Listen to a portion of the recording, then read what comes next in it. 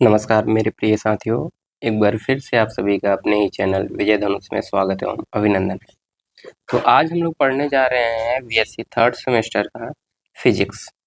तो इसके पहले जो हम लोगों का लेक्चर हुआ था वो वेव एंड ऑसिलेशन पे हुआ था, जो कि बीएससी थर्ड सेमेस्टर का सेकंड पेपर था। तो इस लेक्चर में भी जो कि हमारा ये फर्स्ट पेपर होगा, और जो फर्स्ट पेपर हमारा है फिजिक्स का वो ऑप्टिक्स के नाम से है। हो सकता है बहुत लोग सेकेंड पेपर का क्लास नहीं किए होंगे, फर्स्ट सेमेस्टर के ही क्लास पे डायरेक्ट आ जाएंगे। तो सबसे पहले हम थोड़ा सा डिस्कस कर लेंगे कि फिजिक्स को भी बीएससी थर्ड सेमेस्टर में 3 पार्ट में डिवाइड किया गया। किस किस पार्ट में डिवाइड किया गया फिजिक्स को? 3 पार्ट में, पेपर 1, पेपर 2 एंड पेपर 3 में। थोड़ा सा डिस्कस कर लेते हैं, 5 मिनट लगेगा, फिर उसके आगे हम कंटिन्यू चलेंगे अपने ऑप्टिक्स पे, यानी कि फर्स्ट पेपर। तो पहला पेपर 1 है, कौन सा है? Paper first. पेपर फर्स्ट जिसको हम लोग क्या बोलते हैं? ऑप्टिक्स। ठीक है, ऑप्टिक्स। ऑप्टिक्स का आधा हिस्सा यहाँ पर पढ़ेंगे, क्योंकि जो थर्ड सेमेस्टर है वो पूरा पूरा सेकेंड ईयर है। सेकेंड ईयर का मतलब third semester and fourth semester. तो पूरा का पूरा ऑप्टिक्स पढ़ना पड़ता था सेकेंड ईयर में, बट सेमेस्टर वाइज होने की वजह से इसको 2 पार्ट में डिवाइड कर दिया गया। तो ये ऑप्टिक्स का आधा हिस्सा पढ़ रहे हैं, यानी ऑप्टिक्स 1 पढ़ रहे हैं एक तरीके से। क्या पढ़ रहे हैं? ऑप्टिक्स 1, यानी फर्स्ट पार्ट ऑप्टिक्स का। ठीक है, एंड इसके बाद हमारा है पेपर 2। क्या है? पेपर 2, जिसको हम वेव एंड ऑसिलेशन के नाम से जानेंगे। सेकेंड पेपर जो हमारा है वो कौन सा है? Wave and oscillation. Wave and oscillation. ठीक है, साथ साथ नोट्स बनाते चलिएगा। अगर नोट्स आप लोग नहीं बना पा रहे हैं तो ये वाला जो स्लाइड होगा आपका, नोट्स ये लिखा लिखा है पूरा, ये आपको टेलीग्राम पे भी मिल जाएगा और एप्लीकेशन पे भी मिल जाएगा। ठीक है, ये पेपर थर्ड। पेपर थर्ड की बात करें तो पेपर थर्ड कौन सा है हमारा? पहले जो पेपर थर्ड था, जब सेकेंड ईयर चलता था, यानी थर्ड फोर्थ सेमेस्टर मिला करके, तो मॉडर्न फिजिक्स के नाम से आता था। लेकिन अब क्या करेंगे, ये मॉडर्न फिजिक्स ही है, लेकिन इसको नाम, नया नाम हम अब दे दिए हैं एटॉमिक एंड न्यूक्लियर फिजिक्स। ठीक है, उसी के अंतर्गत, ये मॉडर्न के ही अंतर्गत आएगा। ठीक है, क्या नाम देंगे हम लोग? Atomic physics, atomic and nuclear, nuclear physics. ठीक है, तो ये हमारे पास क्या है? 3 पेपर है। तो ये 3 पेपर हम लोगों को क्या करने हैं? पढ़ने हैं। ये सभी सभी फर्स्ट पार्ट पढ़ना है, मतलब आधा हिस्सा यहाँ पर पढ़ना है। First physics, wave and oscillation first, और ऐसे ही एटॉमिक फिजिक्स, एटॉमिक फिजिक्स कह सकते हैं, या न्यूक्लियर फिजिक्स फर्स्ट। ठीक है, यानी आधा आधा हिस्सा कहाँ पर पढ़ना है? थर्ड सेमेस्टर में। वे की फोर्थ सेमेस्टर में आएंगे तो आधा हिस्सा पढ़ेंगे। ठीक है, तो आज हम लोग जो पढ़ने वाले हैं, आज जो हम लोगों का टॉपिक रहेगा बेसिकली, वो किसका टॉपिक रहेगा? यहाँ पर फर्स्ट पेपर यानी ऑप्टिक्स हम लोगों को पढ़ना है। आज के लेक्चर में कौन सा पढ़ना है? ऑप्टिक्स। वेव एंड ऑसिलेशन तो हम लोग पढ़ ही रहे हैं, फिर उसके बाद ऑप्टिक्स के कुछ लेक्चर हम लोग कंप्लीट कर ले, फिर उसके बाद चलेंगे एटॉमिक एंड न्यूक्लियर फिजिक्स पे। ठीक, तो सबसे पहले हम लोग ऑप्टिक्स के बारे में जानेंगे कि ऑप्टिक्स होता क्या है, और ऑप्टिक्स को भी हम क्या करते हैं? 2 पार्ट में डिवाइड करते हैं। ठीक है, तो यहाँ सबसे पहले हेडिंग लगाइएगा पेपर फर्स्ट। Paper first. ठीक, पेपर फर्स्ट क्या है हमारा? ऑप्टिक्स। हम लोगों को पेपर फर्स्ट पढ़ना है, तो हमारी पहली हेडिंग यही रहेगी कि पेपर फर्स्ट एंड ऑप्टिक्स। अब यहाँ आपको ध्यान रखना है कि जो हमारी ऑप्टिक्स है, इसको 2 हिस्सों में पढ़ेंगे। पहला क्या है? ज्योमेट्रिकल ऑप्टिक्स, और दूसरा जो इसका पार्ट होगा वो होगा फिजिकल ऑप्टिक्स। ये डिपेंड करता है कि जो हम लोग लाइट यूज कर रहे हैं, लाइट के बारे में आप लोग जानते हैं, जैसे सनलाइट आ रही है और सारी लाइटें हैं जो आप लोग घरों में यूज करते हैं। तो आप लोगों ने रिफ्रैक्शन यानी कि अपवर्तन पढ़ा होगा, एंड रिफ्लेक्शन पढ़ा होगा, परावर्तन। यानी कि जब कोई लाइट क्या होती थी, अगर मान लीजिए हमारे पास क्या है? दर्पण है, मिरर है, कोई अगर लाइट आती थी, ऐसे टकराती थी, तो इस पर अगर हम अभिलंब खींचते तो जितने एंगल से ये आई होगी, इंसिडेंट हुई, उतने से क्या हो जाती थी? रिफ्लेक्ट हो जाती थी। तो इस घटना को हम लोग क्या कहते थे? रिफ्लेक्शन कहते थे। अल्फा एंगल से ही क्या हो जाए? रिफ्लेक्ट हो जाए। या आप लोगों ने लेंस में पढ़ा होगा कि जब कोई, अगर ये क्या है? कन्वर्जिंग लेंस है, तो ये अगर आती थी तो ये क्या होती थी? ऐसे कन्वर्ज कर जाती थी। इधर पैरेलल आती थी तो ये भी फोकस से क्या होती थी? ऐसे कन्वर्ज कर जाती थी। ये पढ़ा है आप लोगों ने। तो यहाँ क्या? रिफ्लेक्शन की फिनोमेना होती थी, यानी अपवर्तन की फिनोमेना होती थी, घटना होती थी। तो ये सारी घटनाएं पढ़नी। ठीक है, और आप लोगों ने ये भी पढ़ा होगा कि अगर क्या है, हमारे पास एक ऐसे टीनी पार्टिकल है, बहुत सूक्ष्म कण है, जिसका कि वेवलेंथ लाइट की वेवलेंथ से क्या है? बहुत कम है। तो ये क्या करता है? जब भी हमारा क्या होता है, कोई भी लाइट वेव इस पे गिरती थी तो क्या होता था? ये चारों दिशाओं में क्या होने लगती थी? बिखरने लगती थी। इसको हम लोग स्कैटरिंग करते थे, कहते थे। ठीक है, तो ये सारी जो घटनाएं हैं, और आप लोगों ने ये भी पढ़ा होगा, ध्रुवण के बारे में पढ़ा होगा, पोलराइजेशन जिसे हम लोग कहते हैं, और आप लोगों ने पढ़ा होगा व्यतिकरण के बारे में पढ़ा होगा ना, इंटरफेरेंस जिसे कहते हैं। तो ये सारी चीजें जो आप लोगों ने पढ़ा है ऑप्टिक्स के अंदर पढ़ना है। तो कौन सी घटना, जैसे ये वाली घटना है, ये वाली घटना है और ये वाली घटना है, तो इन्हीं घटनाओं के आधार पे इसको दो पार्ट में डिवाइड कर लिया गया है। किसको हम क्या रखेंगे, ज्योमेट्रिकल ऑप्टिक्स जिसे हम रे ऑप्टिक्स भी कहते हैं, और दूसरा जो फिजिकल ऑप्टिक्स है उसे वेव ऑप्टिक्स के ही नाम से भी जानते हैं। तो इन दोनों को हम कैसे डिवाइड करेंगे, किस आधार पर डिवाइड करेंगे कि किसको हमको ज्योमेट्रिकल ऑप्टिक्स में रखना है, किसको हमें फिजिकल ऑप्टिक्स में रखना है, ये अभी आपको पता लग जाएगा। ठीक है, तो ध्यानपूर्वक चीज़ों को सुनते रहेंगे तो आपको सारी बातें समझ में आएंगी। कुछ इंटर की जो चीज़ें आपका है उसको ध्यान में रखना है।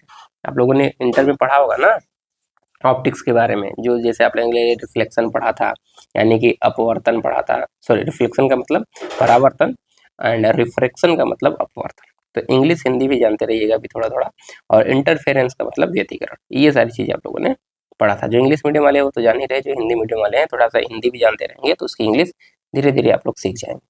ठीक है, तो यहाँ पर भी हमने ऑप्टिक्स को कितने पार्ट में डिवाइड कर लिया है, 2 पार्ट में। तो ये ध्यान रखना है कि जो हमारा ऑप्टिक्स है, ऑप्टिक्स इसको 2 हिस्सों में डिवाइड किया। ठीक, पहला हिस्सा क्या है हमारा, पार्ट 1, इसका पार्ट वन का BSc पार्ट 1 नहीं, इसका एक हिस्सा क्या है, part 1 geometrical optics, geometrical optics. इसको रे ऑप्टिक्स क्यों कहते हैं, क्योंकि रे डायग्राम हम लोग बनाते हैं, जैसे भी हमने बनाया था दर्पण के लिए, और इसको हम क्या कहते हैं, रे ऑप्टिक्स। इसी को नया नाम भी क्या देते हैं, रे ऑप्टिक्स। ठीक है, क्योंकि रे डायग्राम हम यहाँ पे बनाते हैं। फिर अगला की बात करें तो क्या कहते हैं इसको हम लोग, फिजिकल ऑप्टिक्स। फिजिकल ऑप्टिक्स ये कौन सा हिस्सा होगा, पार्ट 2 होगा ना, पार्ट 2 ऑप्टिक्स का सेकेंड हिस्सा फिजिकल ऑप्टिक्स, या इसी को हम लोग नाम देते हैं वेव ऑप्टिक्स। ठीक है, अच्छा आप लोगों ने लाइट के बारे में थोड़ा बहुत जान रखा होगा, इसको ऐसे ही बीच में से ऐसे डिवाइड कर लीजिएगा, क्योंकि दोनों ही साइड में लिखेंगे कि फिजिकल ऑप्टिक्स ज्योमेट्रिकल ऑप्टिक्स में कौन सी चीज़ें आएंगी और ज्योमेट्रिकल ऑप्टिक्स में कौन सी चीज़ें आएंगी। तो आप लोगों ने लाइट के बारे में थोड़ा सा पढ़ रखा होगा, तो उसके बारे में थोड़ा सा डिस्कस कर दें। जैसे जो भी हम लोग लाइट के बारे में आप लोग जानते हैं, तो न्यूटन ने क्या कहा था कि लाइट हमारा क्या है, एक जो भी लाइट है हमारा किसी कण से बना है, यानी जो उसका बिहेवियर है कण नेचर का, उसे हम लोग पार्टिकल मान के चलते थे ना, क्या पार्टिकल यानी कि कण। लेकिन आप जानते हैं कि जो लाइट है कण भी बिहेव करता है और वेव भी। ठीक है, वेव नेचर का भी होता है, दोनों नेचर का होता है, कभी कभी कण के तरीके से काम करता है, कभी कभी तरंग के रूप में काम करता है। तो इसी के बेस से हम लोग क्या करेंगे, इसको डिवाइड करने वाले हैं physical optics and geometrical optics को, ये ध्यान रखना है। तो कि जब भी हम लोग जो भी ऑप्टिक्स में पढ़ते हैं तो आपके पास क्या होगा, एक लेंस होगा या दर्पण होगा। लेंस और जो दर्पण है उसे हम लोग क्या कहते हैं, अपर्चर कहते हैं। क्या कहते हैं, अपर्चर, यानी जो लाइट जहां से पास होगी। जैसे हमारे पास क्या है, लेंस है, तो लेंस कुछ इस तरीके से आपका दिखेगा। वास्तव में जब आप बनाते हैं लेंस को कुछ इस तरीके से बनाते हैं, तो जब आप लेंस इस तरीके से बनाते हैं तो ये किनारे वाला हिस्सा आपको दिखता है। ठीक है, सामने से अगर इसको देखें तो ये वाला हिस्सा आपको केवल दिखेगा। ठीक है, न कि ये पूरा हिस्सा। ठीक, तो जब ऐसे लेंस बनाते हैं तो इसका मतलब कौन सा है, ये सामने वाला हिस्सा दिख रहा है। ठीक है, ये इधर वाला हिस्सा। ठीक है, तो ये ध्यान रखना है आपको। तो लेंस हो गया, तो लेंस लाइट रे यहाँ से अगर पास कर रही है तो लाइट रे, यानी जो भी हमारे रे हैं लाइट रे जहां से पास करती है उसे हम क्या नाम देते हैं, अपर्चर। क्या नाम देते हैं, अपर्चर।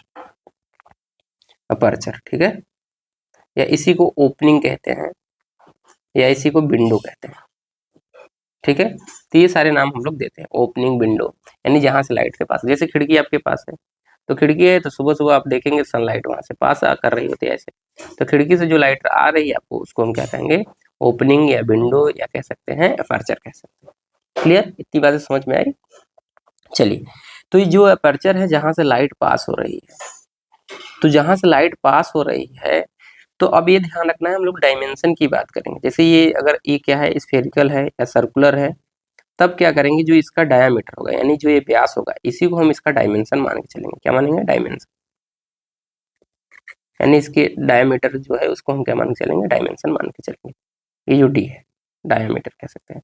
अगर यही क्या हो जाए हमारे पास, आयताकार हो जाए, रेक्टेंगुलर हो जाए, तो ये हमारा अगर इस तरीके से है तो इसकी जो अगर चौड़ाई देखिए लंबाई की अपेक्षा बहुत कम है ना, तो इसकी चौड़ाई को हम क्या मान के चलेंगे, जो इसकी विड्थ है, विड्थ उसी को हम डायमेंशन मान के चलेंगे। अगर हम इसको डी मान लें इसकी विड्थ को, तो ये जो डी है विड्थ इसकी या एक्स मान लें, तो इसी को हम क्या मान के चलेंगे, इसका डायमेंशन।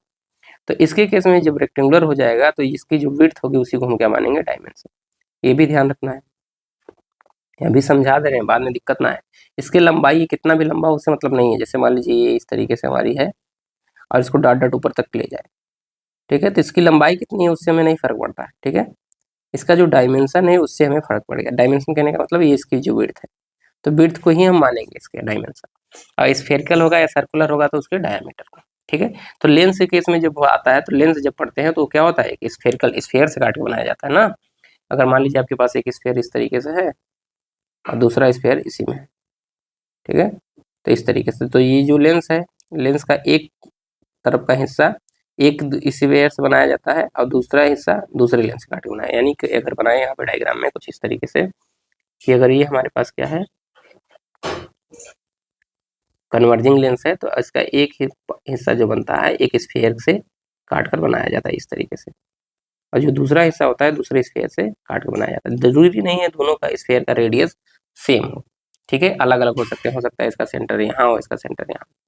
तो लेंस के केस में दो सेंटर हो सकते हैं वक्रता के अंदर, जिसे आप कहते हैं C1 C2, ठीक है। इसका रेडियस अलग हो सकता है, इसका रेडियस अलग हो सकता है, या दोनों का रेडियस सेम हो सकता है। वो सारी चीजें आप लोग जानते हैं, ये इंटर की चीजें हैं, लेकिन थोड़ा सा हम डिस्कस कर ले रहे हैं ताकि आप लोग अच्छे से ऑप्टिक्स जो यहाँ पर BSc लेवल पे पढ़ने वाले हैं आपको दिक्कत ना आए, ठीक। ये सब बना के चीज छोड़े या रहने दें, तो चलिए अच्छे से इसको बनाते चलते हैं स्टेप बाय स्टेप, ताकि आपको चीज़ें समझ में आए कि इसको क्या बोलते हैं, और आपको नोट्स में भी मिल जाए ये सारी चीज़ें। हालांकि बहुत लोग क्या होते हैं कि लिखते नहीं है ना, तो इसको हम अच्छे से लिख दे रहे हैं क्रम वाइज क्रम, ठीक। इसको हम थोड़ा सा हटाते हैं और इसको हम आपको अच्छे से लिख देते हैं, फिर इसको हम डिवाइड कर लेंगे, किसको ले चलेंगे, geometrical optics and physical optics, ठीक है। तो यहाँ थोड़ा सा नोट पॉइंट टाइप का बनेगा हमारा, और उन चीज़ों को ध्यान रखना है, किसको अपर्चर करना है, किसको ये रखना है। तो सबसे पहले हम लाइट रे के बारे में बात कर लेते हैं। तो अभी तक जो आप लोगों ने लाइट रे पढ़ा था रिफ्रैक्शन या रिफ्लेक्शन के केस में, यानी परावर्तन या अपवर्तन के केस में, तो जो भी लाइट हमारी हो रही थी वो क्या हो रही थी, वो मोनोक्रोमेटिक लाइट के लिए पढ़ते थे। ये आप लोगों ने पढ़ा होगा ना, अपवर्तनांक, रिफ्रैक्टिव इंडेक्स। तो जो भी हमारी रिफ्रैक्टिव इंडेक्स थी, अपवर्तनांक था, वो सिंगल लाइट के लिए। मोनोक्रोमेटिक लाइट का मतलब क्या होता है, यहाँ पर हम आपको समझा दें। लाइट पहले लिखिए यहाँ पे, लाइट, ठीक है। अगर ये लाइट क्या है, मोनोक्रोमेटिक लाइट है, क्या है, मोनोक्रोमेटिक, क्रोमेटिक लाइट। मोनो का अर्थ होता है एक, क्या होता है मोनो का अर्थ, एक, और क्रोमेटिक का अर्थ होता है रंग, क्या होता है, रंग या वर्ण, रंग या वर्ण, ये क्या है, सामान्य नाम है, ठीक है। और इसी को हम लोग क्या कहते हैं, क्रोमेटिक रंग या वर्ण को हम क्या कहते हैं, वेवलेंथ। और वेवलेंथ जो है वो कलर का ही साइंटिफिक नाम है, वैज्ञानिक नाम है, ठीक है। तो जब क्रोमेटिक यानी रंग की बात आएगी तो हम क्या कहेंगे, किसी भी लाइट के वेवलेंथ के बारे में हम चर्चा कर रहे हैं। कलर का मतलब क्या है, वेवलेंथ। ये जो नाम है ये साइंटिफिक नाम है, ये ध्यान रखना है, वैज्ञानिक नाम क्या है, वैज्ञानिक नाम, वैज्ञानिक नाम। जब भी हम बात करेंगे किसकी, वेवलेंथ की, तो इसका मतलब कलर की ही बात कर रहे हैं, रंग की, वो हरा दिख रहा है, पीला दिख रहा है, किस रंग का दिख रहा है, यानी उसके वेवलेंथ पे डिपेंड करेगा। अगर वेवलेंथ उसका बदलेगा तो उसका कलर बदल जाएगा, ठीक है, ये ध्यान रखना है। और लाइट का मतलब आप लोग जान ही रहे हैं, प्रकाश। तो एक वर्णी प्रकाश के बारे में हम लोग चर्चा करते हैं, मोनोक्रोमेटिक लाइट। तो यहाँ पर जो भी हम लाइट लेके चलेंगे वो एक वर्णी प्रकाश होगा। जैसे आप लोगों ने लेजर देखा होगा ना, कि अगर हम रेड लाइट लेजर टाइप का माने तो बहुत दूर तक जाती है, तो वो क्या होता है, उसमें एक वर्णी प्रकाश ही होता है। ऐसे बहुत दूर तक जाती है, आप लोगों ने देखा होगा, छोटा सा एक ऐसा रहता है इंस्ट्रूमेंट, कुछ इस तरीके से आप लोगों ने शादियों में, बारातों में देखा होगा, या डीजे उजे में लगता रहता है, आप लोग देखते हैं। तो क्या होता है, एक वर्णी प्रकाश होता है, ठीक है। तो उसमें केवल एक ही कलर का क्या होता है, रंग होता है। लेकिन जो आप सनलाइट से देखते हैं, ये ध्यान रखना है, सन से जो लाइट आती है, अगर यहाँ पर हम बना दें सन, ये क्यों समझा रहे हैं एक बार समझ लीजिए, क्योंकि जो आप प्रैक्टिकल में यूज करेंगे वो एक वर्णी प्रकाश ही होगा। आपको दिया जाएगा या तो सोडियम दे दिया जाएगा लैंप, इसमें आप देखेंगे तो हल्का पीले टाइप का रंग वहां से निकल के आएगा। तो सन से जो लाइट आती है, मान लीजिए ये हमारी क्या आ रही है, लाइट आ रही है, सन रे। तो अगर इसको हम प्रिज्म से निकालते हैं, जैसे ये प्रिज्म पे पड़ती है, अगर ये मान लें हमारे पास क्या है, प्रिज्म है, तो इस पे पड़ती है तो आप लोग जानते हैं कि 7 रंगों में क्या होती थी, डिवाइड हो जाती थी ऐसे, 3 4 5 6 और एक और मान लें 7। तो 7 कलर में क्या होती थी, डिवाइड हो जाती थी। इसे हम विवग्योर के नाम से लिखते थे ना, ऐसे VIBGYOR ना, 1 2 3 बना लीजिएगा आप। ठीक है, तो इस क्रम में क्या होता था, हमारा ये डिवाइड होता था 7 रंगों में। यानी जो व्हाइट लाइट है, कौन सी लाइट, व्हाइट लाइट, सफेद रंग की दिखती थी व्हाइट लाइट। ये जो व्हाइट लाइट है 7 रंगों में क्या हो रही है, डिवाइड हो रही है। तो जो सन रे है, इसको क्या कहेंगे हम लोग, सन रे।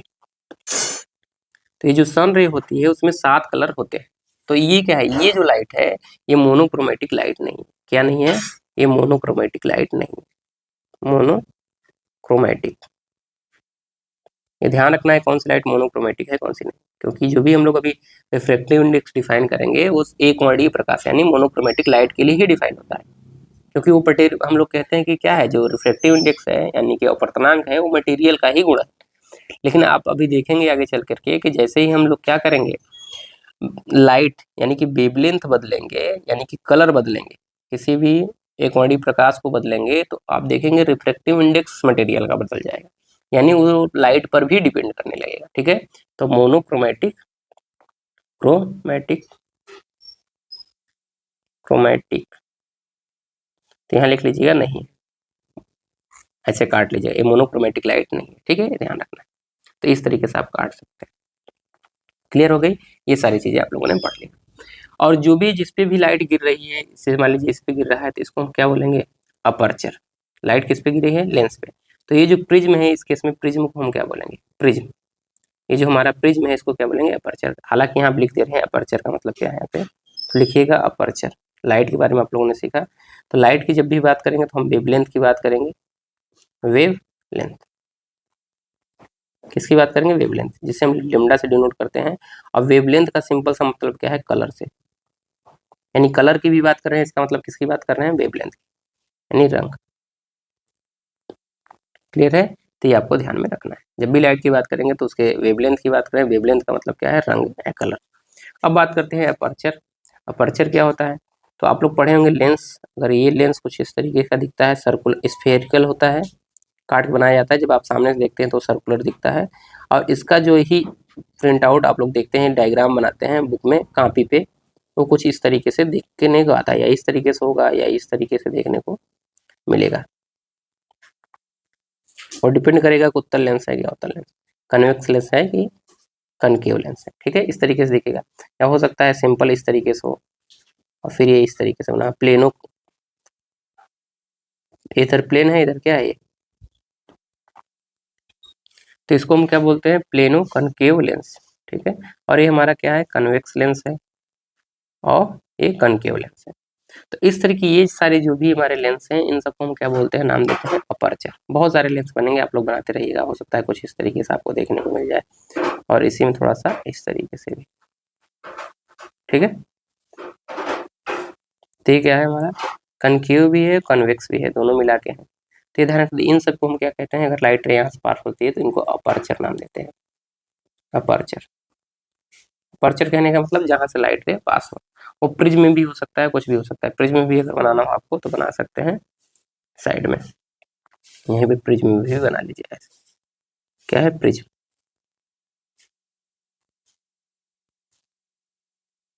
ठीक है, तो जो हमारा प्रिज्म होगा उसको भी क्या बोलेंगे हम लोग, अपर्चर बोलेंगे।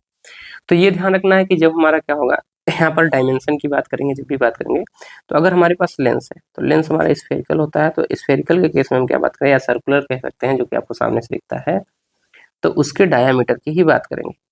ठीक, इस तरीके से दिखता है सामने से अगर देखेंगे तो, इस टाइप से, सर्कुलर टाइप से। तो जब भी बात करेंगे तो इसके डायामीटर की बात करेंगे, डायमेंशन की जब बात करेंगे, तो इस केस में जो इसका डायमेंशन होगा उसको हम क्या लेंगे, उसका डायामीटर। डायामीटर को ही क्या कहेंगे, डायमेंशन, डायमेंशन।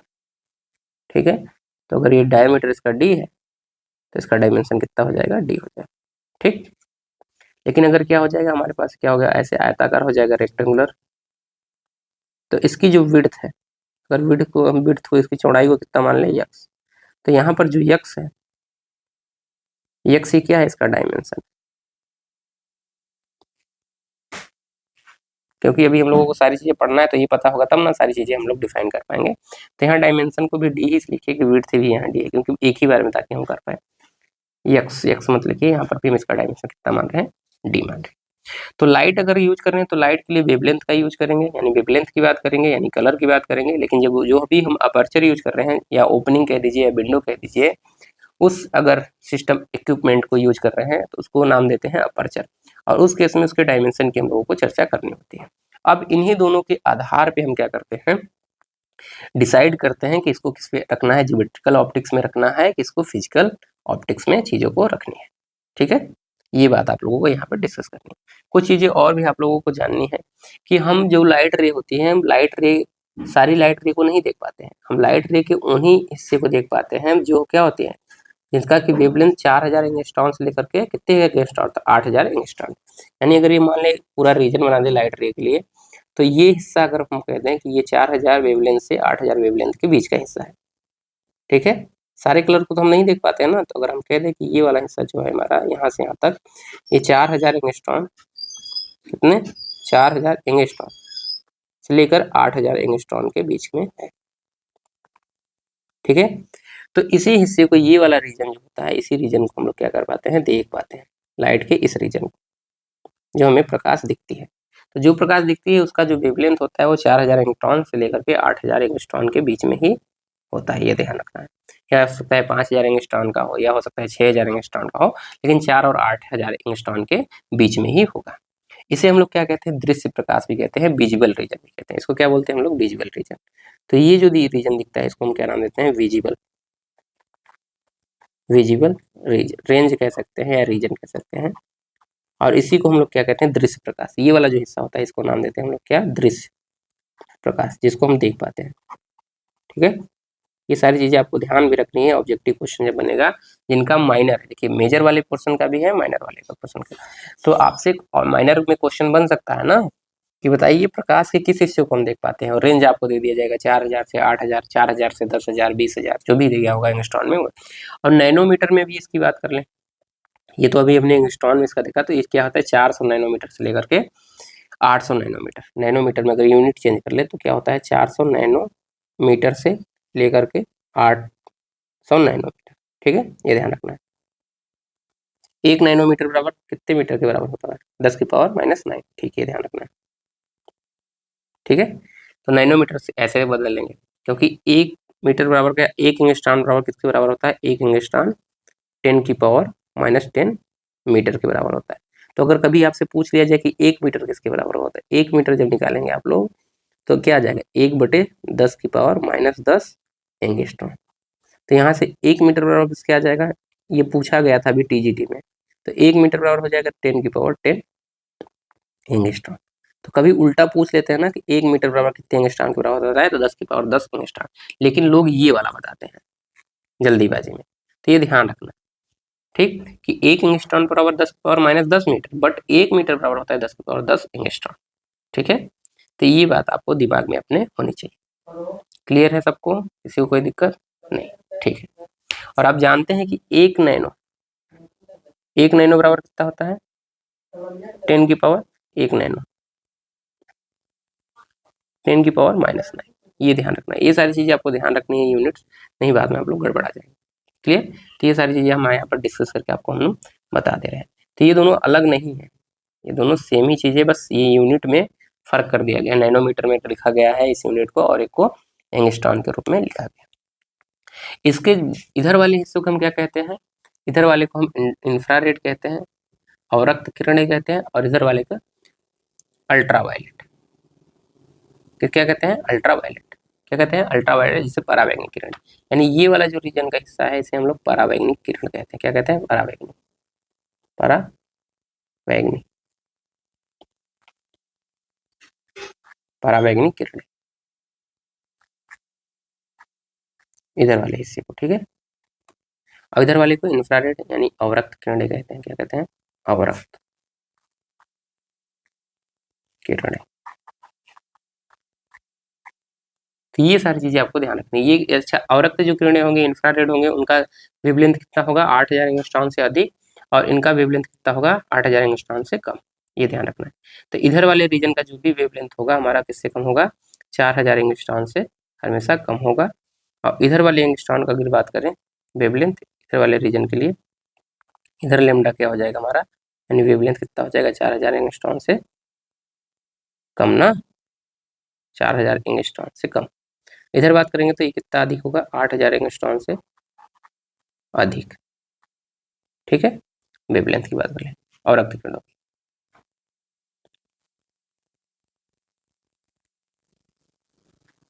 ठीक, तो ये सारी चीजें आपको ध्यान में रखनी है। तो जब भी हम लोग पढ़ते हैं तो विजुअल रीजन वाले लाइट को ही लेकर पढ़ते हैं, जो भी घटनाएं हम लोग अभी देखते हैं।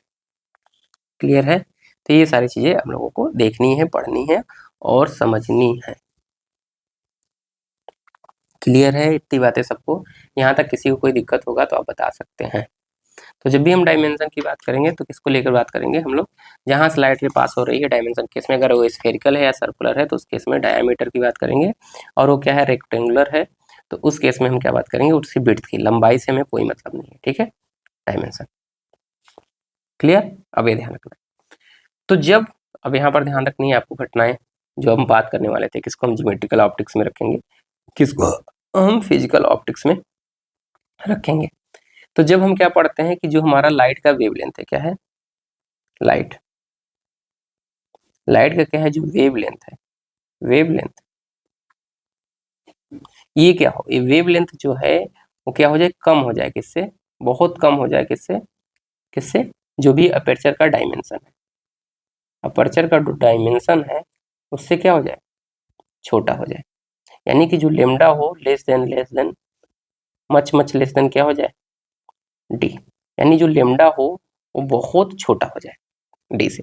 अच्छा, यहाँ पर अभी हमने देखा इस केस में जो विजुअल रीजन था, उस केस में लाइट का जो वेवलेंथ था, वेवलेंथ लेमडा बराबर नियरली लगभग 4000 था ना, 4000 एंगस्ट्रॉन मिनिमम। तो 4000 से 8000 के बीच में तो हम मान ले रहे हैं इसको 6000 एंगस्ट्रॉन ले रहे हैं। कितना ले रहे हैं, 6000, नियरली 6000 एंगस्ट्रॉन ले रहे हैं। इसको मीटर में बदलिए तो कितना हो जाएगा, 6000 इंटू इसको कर लिखेंगे 10 पावर कितना आ जाएगा, -10 मीटर। तो इसको थोड़ा सा बदल लीजिए तो कितना आ जाएगा, 10 10 है और 3 जीरो यहाँ से ले लीजिए तो हो जाएगा 6 इंटू 10 पावर घटेगा 10, 3 दशमलव हटाएंगे तो -7 मीटर। और मीटर को सेंटीमीटर में बदलेंगे तो 10⁻² मीटर, सेंटीमीटर ना, तो हम सेंटीमीटर में जा रहे हैं। ठीक है, तो यहाँ से अगर देखें तो 6 इंटू 10 पावर ये आ जाएगा तो ये हो जाएगा 10⁻⁵ सेंटीमीटर, ये बनेगा हमारा। अगर यहीं पे बात करें लाइट के वेवलेंथ की बात करें तो 6 × 10⁻⁵ सेंटीमीटर है। अगर मान लीजिए 1 सेंटीमीटर का भी हम लेंस ले, 1 सेंटीमीटर डायामीटर वाले, इतना तो होता ही लेंस ना जो आप देखते हैं, लगभग 1 सेंटीमीटर तो उसका होता ही होता है डायामीटर। कितना छोटा लेंगे, इतना भी छोटा लेंगे तो अगर ये 1 सेंटीमीटर का हम ले लें, इसका जो डायामीटर है कितना है, 1 सेंटीमीटर। अगर 1 सेंटीमीटर ले लेंगे हम यहाँ पे डायमेंशन, यानी डी बराबर हमारा कितना है, इतना। ठीक है, तो इन दोनों को डिवाइड करके देखते हैं। तो नाउ यहीं पे कि क्या करें, डी अपॉन लेमडा निकालें। कितना निकाल रहे हैं, डी अपॉन लेमडा। तो डी अपॉन लेमडा निकालेंगे तो 1 सेंटीमीटर ऊपर आएगा और इसको डिवाइड करेंगे तो 6 इंटू 10⁻⁵ सेंटीमीटर। तो डी अपॉन लेमडा कितना आ जाएगा, यहाँ से 1.6 है तो लगभग ये 0 पॉइंट कितना आ जाएगा, 6 का नम 6 40 हुआ, 6 6 36 और फिर 6 6 37, यानी 1.66 करके इंटू 10⁻⁵ इतना आ जाएगा। एक जीरो इधर ले लीजिए तो कितना आ जाएगा, डी बाई लेमडा, उधर एक दशमलव कम करिए यानी 1.66 इंटू 10⁻⁴। ये क्या आ जाएगा हमारा, सेंटीमीटर में ना। अच्छा, सेंटीमीटर सेंटीमीटर कट गया, कितने गुना है ये देखना है हमको।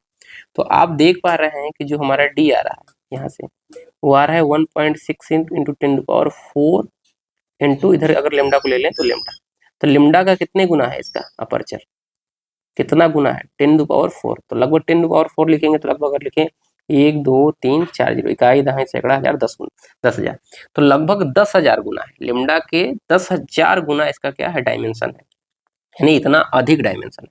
अगर कह दें कि आपकी लंबाई 1 सेंटीमीटर है तो इसका 10 गुना कितना हो जाएगा, 10,000 सेंटीमीटर, यही होगा। तो आप देख रहे हैं कितना बड़ा है। तो जब ऐसे केस बनते हैं तो इस केस में जो भी हम घटनाएं पढ़ते हैं, फिनोमिना पढ़ते हैं, आप पढ़ते हैं, चाहे वो क्या हो, रिफ्लेक्शन हो, रिफ्लेक्शन हो, तो ये सारी घटनाएं किसमें जाती हैं, ज्योमेट्रिकल ऑप्टिक्स में। ठीक है, तो ये जो हमारी घटनाएं हैं वो किसमें जाएंगे, ज्योमेट्रिकल ऑप्टिक्स में। तो ये वाला हिस्सा हमारा कहाँ चला जाएगा, ज्योमेट्रिकल ऑप्टिक्स में। तो ये ध्यान रखना है, कौन सा जाएगा, ज्योमेट्रिकल ऑप्टिक्स। ये याद रखना है कंडीशन ज्योमेट्रिकल ऑप्टिक्स के लिए। ठीक है, तो ये सारी चीजें जो हम लोग पढ़ेंगे ज्योमेट्रिकल ऑप्टिक्स में पढ़ेंगे। तो ये क्या किसमें जाएगा, ये कंडीशन किसके लिए है, ज्योमेट्रिकल ऑप्टिक्स के लिए, ज्योमेट्रिकल ऑप्टिक्स। ये ही डेटा नहीं याद रखना है, ये हमने लिया है वेवलेंथ, आप कुछ और ले लेंगे 4000 से 8000 के बीच में तो कुछ और आ जाएगा। 1 सेंटीमीटर अगर हम डायमीटर ले लें, डायमेंशन, तो ये हमारा क्या है, डायमेंशन। ठीक, यहाँ पर डायमीटर। क्लियर है, ये बात समझ में आ गई। तो ये थोड़ी छोटी छोटी बात जो एक्सप्लेन कर रहे हैं इसको आपको ध्यान में रखना है। ठीक है, लिख लिया आप लोगों ने। अच्छा, आप लोगों ने देखा होगा जल में अगर जल है हमारे पास, ग्लास ले लें और जल रख दें उसमें, तो जब आप सामने से ऊपर से देखते हैं तो आप पता नहीं लगा पाते हैं कि ग्लास में पानी है भी या नहीं, अगर स्वच्छ जल है तो जो हमारा जल होता है वो क्या होता है, कलरलेस होता है। ये आप लोग ध्यान रखिएगा। आप लोगों ने इंद्रधनुष का बनना भी देखा होगा, इस तरीके से कुछ कलरें होती हैं, इस तरीके से थोड़ा सा ये घटना है, इस तरीके से देखा है ना, इंद्रधनुष से बनता है। तो वो सारी चीजें आप लोगों ने सीखी हैं सारी चीजें। ठीक है, तो ये आपको देखना है। तो ये ज्योमेट्रिकल ऑप्टिक्स के लिए था, कुछ बना लीजिए डायग्राम ज्योमेट्रिकल ऑप्टिक्स में क्या क्या, जैसे लेंस वाला है जो हमारा फिनोमेना होता है वो, तो ताकि याद रहे कि ये सारी चीजें हमारा ज्योमेट्रिकल ऑप्टिक्स में आती हैं। इसे रे ऑप्टिक्स भी कहते हैं। रे ऑप्टिक्स क्योंकि हम रे डायग्राम आते हैं। अगर यहाँ पर हम क्या ले लें, कोई एक ऑब्जेक्ट ले लें यहाँ पे इस तरीके से, और यहाँ से हम कहें ये रे चल रही है एक्सिस के पैरेलल, तो एक्सिस के पैरेलल चलेगी तो ये कहाँ से निकलेगी, फोकस से, आपको पता है। और ये जब यहाँ से जाती है इसके सेंटर से तो सीधे निकल जाती है ना, कुछ इस तरीके से जाके आगे इंटरसेप्ट करेगी। और जहाँ पे दोनों रे इंटरसेप्ट करती हैं हम कहते हैं वही क्या है, इमेज है इसका, ऑब्जेक्ट का। अगर कह दें कि हमारा ए बी ऑब्जेक्ट है, ठीक है, तो ये हमारा क्या हो जाएगा, ए डैश बी डैश क्या है, इसका इमेज। तो ये किस में आएगा, ज्योमेट्रिकल ऑप्टिक्स में ये सारी चीजें आएंगी निकल के। ठीक, ये ध्यान रखना है आपको। तो ये बना लेना है फिनोमिना कुछ इस तरीके से। अब ये हमारा कौन सा लेंस है, कनकेव लेंस है, कन्वेक्स लेंस। ये हमारा कौन सा है, कन्वेक्स लेंस है ना, ये हमारा है कन्वेक्स लेंस। ठीक है, उत्तल लेंस, उत्तल लेंस। ठीक है, अब हिंदी इंग्लिश चलते जानते जाइए, जो हमारे हिंदी मीडियम के छात्र हैं वो इंग्लिश भी जानते रहिएगा धीरे धीरे। हो सकता है ये बहुत बेसिक है, बहुत लोगों को बोरिंग लग सकता है, तो हो सकता है बोरिंग लगे आपको, लेकिन आपको अभी धैर्यपूर्वक छोटी छोटी जो बातें हैं जो जरूरत पड़ेंगी पूरे लेक्चर के दौरान, ये पहला ही लेक्चर है, इसके बाद थर्ड सेमेस्टर का स्टार्ट होगा, ये थर्ड सेमेस्टर के लिए भी ये सारी चीज़ें जरूरी है, तो इसलिए हम बात कर रहे हैं। अब हम किसकी बात करते हैं, थोड़ा सा रिफ्लेक्टिव इंडेक्स की बात करते हैं, जो हम लोगों को पढ़ना है। क्या क्या पढ़ना है हम लोगों को, रिफ्लेक्शन के बारे में आप लोगों ने पढ़ा होगा, रिफ्लेक्शन, रिफ्लेक्शन ना, जिसे हम लोग क्या कहते हैं, परावर्तन।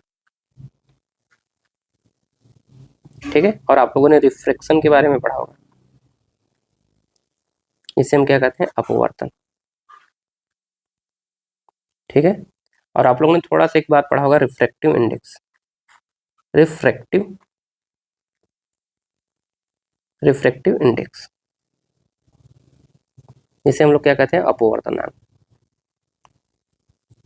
अपवर्तनांक का क्या अर्थ है, कोई बता देगा, अपवर्तनांक, अपवर्तनांक से आप क्या समझते हैं, जहां आप बैठे हैं खुद से सोचिए कि अपवर्तनांक के बारे में आप लोग क्या जानते हैं। आपके दिमाग में भी तो यही चल रहा होगा कि साइन आई बटे साइन आर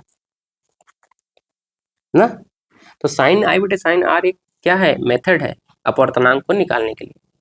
तो जब हम अपवर्तनांक की बात करते हैं तो ये एक नंबर है, संख्या है, जो ये अपवर्तनांक है क्या है, एक नंबर है, एक संख्या है। ये क्या है, एक नंबर, नंबर कह सकते हैं, संख्या है। ये नंबर और संख्या वास्तव में होता क्या है, नंबर है इसका कोई मात्रक नहीं है, लेकिन ये नंबर एक तरीके से जो भी हमारा माध्यम है उसकी डेंसिटी को बताता है। किसको बताता है, डेंसिटी को, घनत्व को। क्या बताता है, जो भी हमारा माध्यम है, माध्यम के क्या बताता है, माध्यम के घनत्व को क्या बताता है, घनत्व, या कह सकते हैं सापेक्षिक घनत्व को बताता है।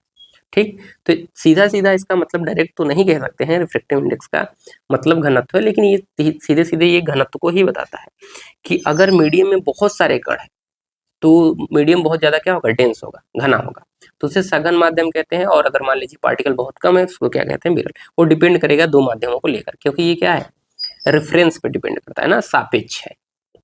तो जब भी हम लोग जानते हैं, और अभी आप लोगों ने अपवर्तनांक ये n बराबर आपको ने पढ़ा होगा साइन आई बटे साइन आर, ये वाला चीज फार्मूला आपने पढ़ा था, या ये भी पढ़ा होगा कि अगर जो हमारा जो मीडियम है सी को, जिसमें निर्वात में प्रकाश की चाल और मिड माध्यम में प्रकाश की चाल के अनुपात को हम क्या कहते हैं, रिफ्रैक्टिव इंडेक्स कहते हैं। ये पढ़ा होगा आप लोगों ने, ये फार्मूला आप लोगों ने पढ़ा होगा, जहाँ सी क्या है प्रकाश में चाल, ये क्या है माध्यम में चाल, क्या है माध्यम यानी मीडियम में प्रकाश की चाल, और ये क्या है हमारा निर्वात में, निर्वात निर्वात ना, निर्वात में प्रकाश की चाल।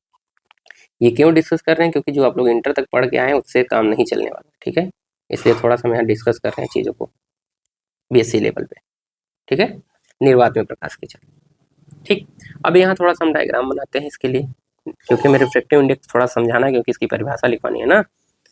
तो यहाँ अगर हम बात करें, मान लीजिए हमारे पास एक मीडियम है, सघन माध्यम, विरल माध्यम आप लोग जानते हैं ना, रेयरर एंड डेंसर। तो अगर मान लीजिए हमारा क्या है, जल है, और ऊपर हमारा वायु,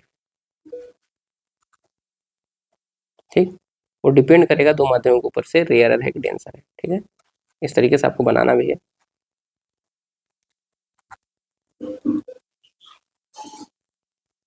ठीक है, इस तरीके से क्या कह देंगे इसको, जल है, क्या भरा हुआ है, जल यानी वाटर। ठीक, तो ये जो माध्यम है, अगर इसकी कंपैरिजन में देखें, जो ऊपर हुआ है वायु है, ये क्या है, ऊपर वाला रीजन वायु, वायु या हवा कह सकते हैं, ठीक है। तो ये वाला जो मीडियम है इसके रिस्पेक्ट में, ये वाला जो मीडियम है इसके रिस्पेक्ट में क्या है, सघन, इसमें कण क्या है, बहुत अधिक है, सघन, यानी इसे कहते हैं डेंसर, डेंसर। और ये क्या है हमारा, विरल, विरल जिसे हम कहते हैं रेयर।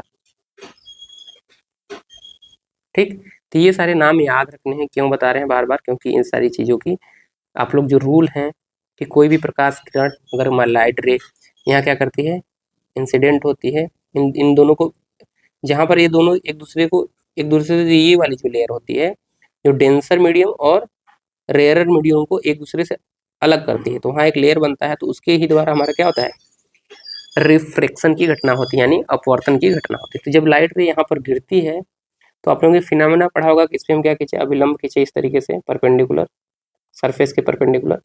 तो जब ये डेंसर में आती है, तो ये जो इस पाथ से जा रही थी, अगर ये इस पाथ से जा रही है ऐसे, इसको रेड से दिखा दें ताकि आपको समझ में आए, लाइट रे रेड ले लें हम, कि ये हमारी लाइट रे गिर रही है यहाँ पे, तो ये जब इस पाथ से जा रही होती है, जिस पाथ से जा रही है, अगर ये ना रहा होता, मीडियम चेंज ना हुआ होता, तो ये ऐसे ही जाती, बट मीडियम की वजह से क्या होता है, ये अपने पाथ से कुछ इधर अभिलंब की ओर झुक जाती है ना, जो हमारा ये अभिलंब इधर की ओर क्या करती है, झुकती है। तो ये जो झुकने की घटना है, इसी को हम क्या करते हैं कि जब कोई भी लाइट रे एक माध्यम से दूसरे माध्यम में जाती है, तो अपने पास से क्या हो जाती है, विचलित हो जाती है। विचलित होने का मतलब क्या होता है, अपने पास से भटक जा रही है, ठीक है। तो जब ये अपने पास से भटकी, तो इस घटना को हम क्या कहते थे, रिफ्रैक्शन कहते थे। और आप लोग ये भी पढ़े होंगे, अब इसको थोड़ा सा एक डायग्राम तो हमने यहाँ बढ़ा दिया। तो ये जो घटना यहाँ पर हो रही है, कौन सी घटना हो रही है यहाँ पर, रिफ्लेक्शन की। किसकी घटना हो रही है यहाँ पे, जो भी हम लोग घटनाएं पढ़ रहे हैं यहाँ पर, रिफ्लेक्शन, रिफ्लेक्शन की घटना हो रही है, ठीक है, ये ध्यान रखना, यानी अपवर्तन की घटना यहाँ पर। लेकिन अगर हम क्या करें, अब क्या करते हैं यहाँ पर, सघन माध्यम ऊपर ले लेते हैं, सघन है, हालांकि उसी में हमको दिखा देना चाहिए था, लेकिन अलग से हम दिखा दे रहे हैं इसको, क्योंकि इसमें बहुत सारी चीजें लिखती है ना। थोड़ा सा बढ़ा लीजिएगा, जल को ही लेते हैं जो कि हमें सिंपली मिल जाता है, आप कुछ और भी ले सकते हैं, ठीक है। तो हम कह रहे हैं हमारा क्या है, जल यानी वाटर। आज बेसिक ही चलेगा इस लेक्चर में, क्योंकि जो हमें पढ़ना है पूरा, अगर बेसिक आपका क्लियर नहीं होगा तो आप लोग दिक्कत करेंगे बाद में चल के। तो अगर लाइट रे हम मान लेते हैं कुछ इस तरीके से इसके अंदर से ही आ रही है, और ये मीडियम को यहाँ से हमारा इधर जो है वायु है, नीचे वायु, ठीक, यानी ये हमारा सघन माध्यम है, ये हमारा कौन सा माध्यम है, सघन। यानी बात करें इंग्लिश में, बार बार दोनों इसलिए लिखें ताकि आपको याद हो जाए, डेंसर। एक समय के बाद हम केवल इंग्लिश लिखेंगे, ठीक है, डेंसर। ठीक, तो यहाँ लाइट रे आई तो जैसे ही इस वाले सरफेस पे आएगी, ये वाली सरफेस है जहाँ से क्या हो रही है, जो सरफेस इन दोनों को अलग कर रही है, सघन माध्यम और विरल माध्यम को। जैसे यहाँ पर इंसिडेंट होगी यानी पहुंचेगी, तो यहाँ से जो लाइट रे होगी, पहले तो अभिलंब खींचेंगे यहाँ पे, तो अभिलंब पीले से खींच लेते हैं, इस तरीके से हमारा क्या है, अभिलंब परपेंडिकुलर। तो इसलिए क्या करेंगे यहाँ से, अब जब भी निकलेगी तो ये हमेशा अभिलंब से दूर हटती है, तो ये जिस पाथ पे जा रहे थे उसी पाथ पे जाती है, अगर हमारा मीडियम ना चेंज हुआ होता।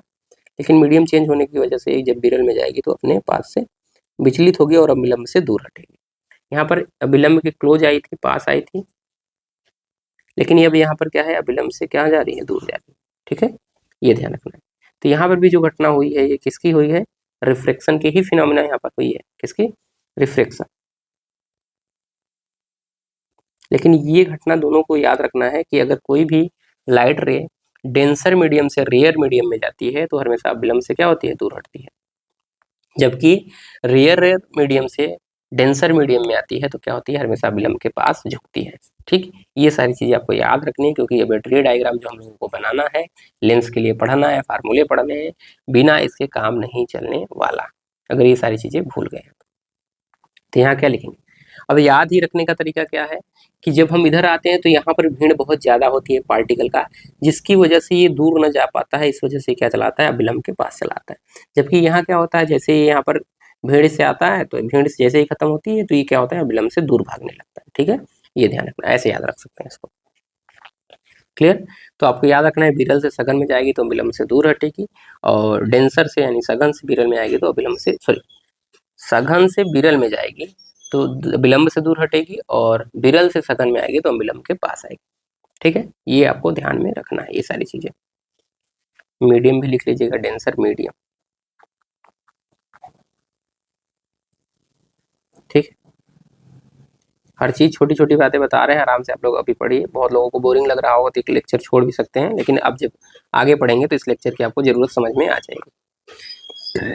ठीक है, तो ये सारी चीजें आपको ध्यान में रखनी है। एयर लिख लीजिए, क्लियर, ये सारी चीजें आप लोगों को पढ़नी है। ये जो अभिलंब से जो एंगल बनता है इसको हम क्या कहते हैं, अभी बता दे रहे हैं सारी चीजें, आई से डिनोट करेंगे हम लोग। इसे क्या कहते हैं, इंसिडेंट एंगल। और ये जो हमारा अभिलंब से दूर हटने पर जो हमारा एंगल बनता है इसको हम क्या कहते हैं, ये वाला एंगल, इसको आर से डिनोट करते हैं। ठीक है, आपतन कोण, परावर्तन कोण, incident angle and reflection angle ना, ये ध्यान रखना। ये आई और ये वाला जो एंगल है हमारा आर। ठीक, ध्यान रखना, इतनी बातें पढ़ा होगा। तो आप लोगों ने अपवर्तनांक के केस में क्या पढ़ा होगा, यहाँ पे अपवर्तनांक, इसे हम क्या कहते हैं, reflection, refractive index, refractive index. तो रिफ्रेक्टिव इंडेक्स बराबर आप लोगों ने पढ़ा था कि sine i upon sine r. और दूसरा आप लोगों ने क्या पढ़ा था, प्रकाश, निर्वात में प्रकाश की चाल, सी जो कि निर्वात में, और वी मीडियम में प्रकाश की चाल। तभी क्या करता है, उस माध्यम के रिफ्रेक्टिव इंडेक्स को बताता है। ठीक है, ये ध्यान रखना। ये क्या है हमारा, निर्वात में यानी वैक्यूम, वैक्यूम में प्रकाश की चाल, प्रकाश की चाल। ये कहाँ है, माध्यम में, मीडियम में प्रकाश की चाल, की चाल। तो ये आपको ध्यान में रखना है। क्लियर है, ये सारी चीजें, ये आप लोग इंटर लेवल पढ़े उसको हम बता रहे हैं। इसको हम लोग रिफ्रेक्टिव इंडेक्स को सिंपली किससे डिनोट करते थे, एन से, यानी अपवर्तनांक को हम लोग किससे डिनोट कर रहे थे, अभी एन से कर रहे थे। लेकिन आप लोग अब यह ध्यान रखेंगे कि जो हमारा रिफ्रेक्टिव इंडेक्स है एक कॉम्प्लेक्स क्वांटिटी है, कॉम्प्लेक्स मतलब समृद्ध। तो अब जब हम लोग रिफ्रेक्टिव इंडेक्स की बात करेंगे, एन की बात करेंगे, तभी हमने ज्योमेट्रिकल ऑप्टिक्स की ही बात की है ना, उसी में भी ये चल रहा है ये सारी बातें। फिर हम अभी आएंगे दूसरे टॉपिक्स पे, किसमें, फिजिकल ऑप्टिक्स में, तो उसकी चर्चा करेंगे। तो अभी ये हमारा समझना है। तो ज्योमेट्रिकल ऑप्टिक्स में अगर हम बात करें, अब रिफ्रेक्टिव इंडेक्स जिसको एन कह रहे हैं, यहाँ लिख लीजिएगा, रिफ्रेक्टिव इंडेक्स एन। एन की बात करें, जो हमारा रिफ्रैक्टिव इंडेक्स एन है यहाँ पर लिखा गया है, इसको हम लोग डिनोट करते हैं n1 या कह सकते हैं n dash plus i n double dash.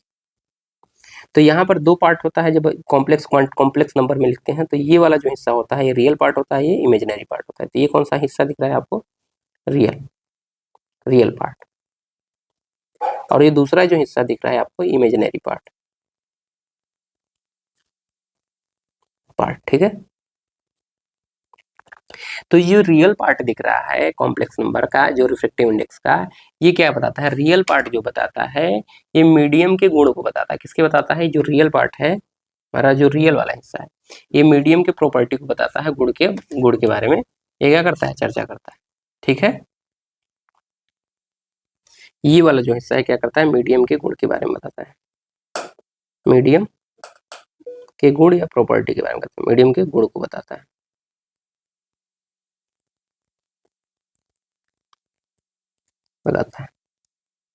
गुण को बताने का मतलब क्या है यहाँ पर?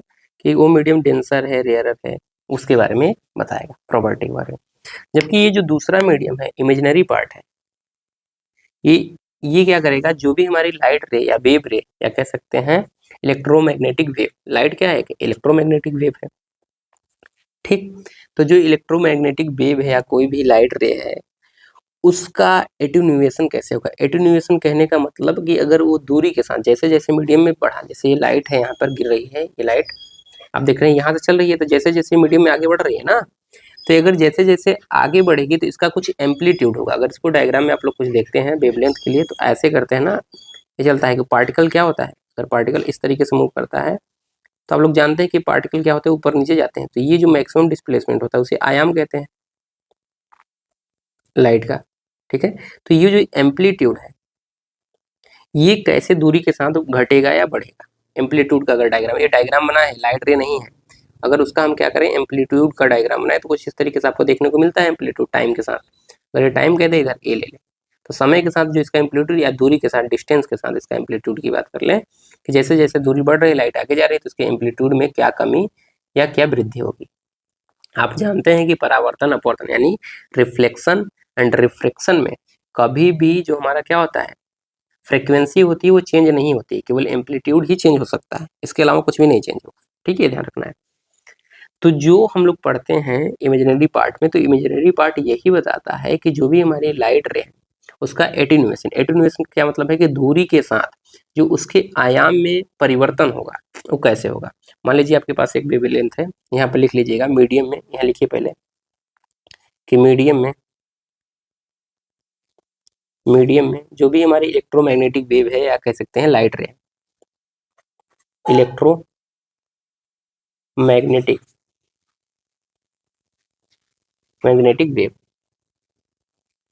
इलेक्ट्रोमैग्नेटिक वेव है का एटेन्यूएशन कैसे होगा? का एटेन्यूएशन,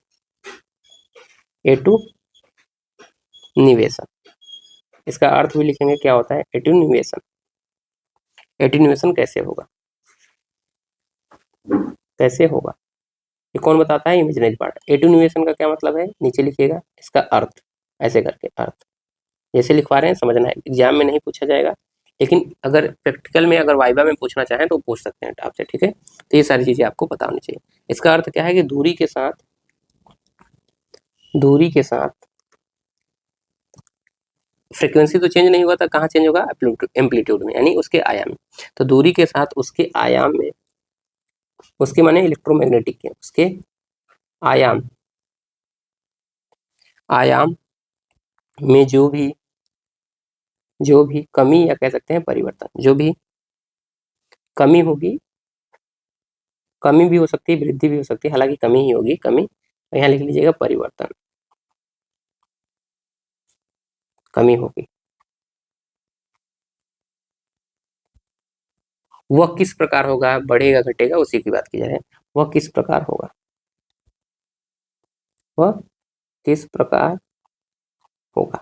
ठीक। मान लीजिए अगर हम डायग्राम बना के दिखाएं एम्पलीट्यूड के लिए, वेव रे के लिए, जो इमेजिनरी पार्ट है उसके लिए यहाँ पर हिस्सा बना दे रहे हैं। मान लीजिए ये हम लेके चल रहे हैं। ठीक है, तो ये हमारी क्या है, ये लाइट भी इस डायरेक्शन में जा रही है किसी मीडियम में, और उसके एम्पलीट्यूड की बात करें तो हो सकता है आप स्टार्टिंग में एम्पलीट्यूड कुछ इतना रहा होगा, ऐसे ऐसे चला होगा कुछ, फिर ऐसे ऐसे धीरे धीरे धीरे धीरे करके इस तरीके से ऐसे ऐसे एम्पलीट्यूड उसका खत्म हो गया। ठीक है, ध्यान रखना। तो एम्पलीट्यूड स्टार्टिंग में आप तो देख रहे हैं मैक्सिमम डिस्प्लेसमेंट इतना हो रहा है, फिर इतना हुआ डिस्प्लेसमेंट मैक्सिमम, फिर आप देख रहे हैं इतना हुआ, फिर इतना हुआ डिस्प्लेसमेंट, फिर यहाँ पर कम हो गया। ऐसे करते करते क्या हुआ, एम्पलीट्यूड खत्म हो गया ना। आप लोग जानते हैं कि जो हमारे लाइट है वो क्या है, इलेक्ट्रोमैग्नेटिक वेव, और इसका अगर मान लीजिए ये एक्स एक्सिस के डायरेक्शन में हमारा संचरण का मतलब क्या है, प्रोपोगेशन का मतलब है किस डायरेक्शन में जा रहे हैं। अगर इसको एक्स एक्सिस माने, इसको वाई एक्सिस माने और इसको जेड एक्सिस माने, ठीक। तो आप जानते हैं कि इलेक्ट्रोमैग्नेटिक वेव में क्या होते हैं हमारे, इलेक्ट्रिक फील्ड वेक्टर भी होता है और मैग्नेटिक फील्ड वेक्टर भी होता है।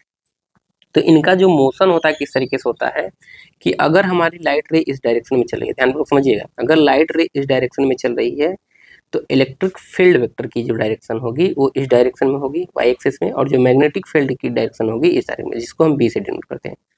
ठीक है, तो इधर की ओर होगी प्रोपगेशन, यानी इलेक्ट्रिक फील्ड वेक्टर का जो मोशन होगा इधर की ओर होगा वाई एक्सिस के डायरेक्शन में, और जो मैग्नेटिक फील्ड वेक्टर का जो मोशन होगा वो किसके तो होगा, जेड डायरेक्शन में। यानी ये तीनों क्या होंगे, एक दूसरे से परपेंडिकुलर होंगे। अभी परपेंडिकुलर है तीनों, तो इसके मोशन को हम यहाँ 2D में नहीं दिखा सकते। आप इमेजिन करिए कि आपके पास 3 एक्सिस है, आप जिस रूम में बैठे हैं तो आप जो दीवारें बनी हैं, एक ऊपर की ओर, एक इधर की ओर, एक इधर की ओर, तो अगर आप दीवार पे ऊपर की ओर जा रहे हैं तो बाकी दो का मोशन किधर की ओर होगा, जो नीचे आपकी दो दिख रहे हैं परपेंडिकुलर सरफेस, सरफेस क्या लाइन है कॉर्नर की कोने वाली, तो वहां पर यानी लाइट रे अगर हमारी इधर की ओर चलेगी इस तरीके से, तो साथ साथ में ये ऐसे ऐसे मोशन करेगा इसके परपेंडिकुलर, और इधर वाली इधर की ऐसे ऐसे परपेंडिकुलर करेगी। ये ऐसे चलेगा तो ये ऊपर की ओर, ये ऐसे ऐसे, और ये इधर जाएगी तो ये ऐसे जाएगा, ये ऐसे ऐसे, और ये इधर ऐसे ऐसे। ठीक है, परपेंडिकुलर ही मोशन होगा तीनों का एक साथ। तो एक साथ कैसे दिखाएं, भी हमारे पास तो है नहीं कि हम एक साथ तीनों को दिखा पाए। तो मान लीजिए ये इधर की ओर जा रही है, अब इसको ध्यान रखना है कि चल ही रही है, रुक नहीं रही है। तो अब इसी जैसे ये इस पार्टिकल पे ये इधर जा रही है तो ये ऊपर की ओर ऐसे ऐसे करेगा, और ये इधर की ओर इलेक्ट्रिक फील्ड बनकर। तो ये ध्यान रखना, ये जो हमने रेड से दिखाया क्या है, लाइट रे के चलने की दिशा, प्रोपगेशन की। ठीक है, ये ध्यान रखना है। इसका डायग्राम कुछ इस तरीके से बनता है, अब यहाँ पर बनाएंगे नहीं हम, जरूरत है नहीं उसकी, तो ये बस आपको ध्यान रखना है। तो आप जानते हैं इलेक्ट्रोमैग्नेटिक फील्ड की जब हम बात करते हैं यहाँ पर एम्पलीट्यूड की, तो ई नाट से दिखाते हैं, और मैग्नेटिक फील्ड वेक्टर के जो एम्पलीट्यूड की बात करते हैं उसको हम बी नाट से दिखाते हैं। ये आपको पता होना चाहिए।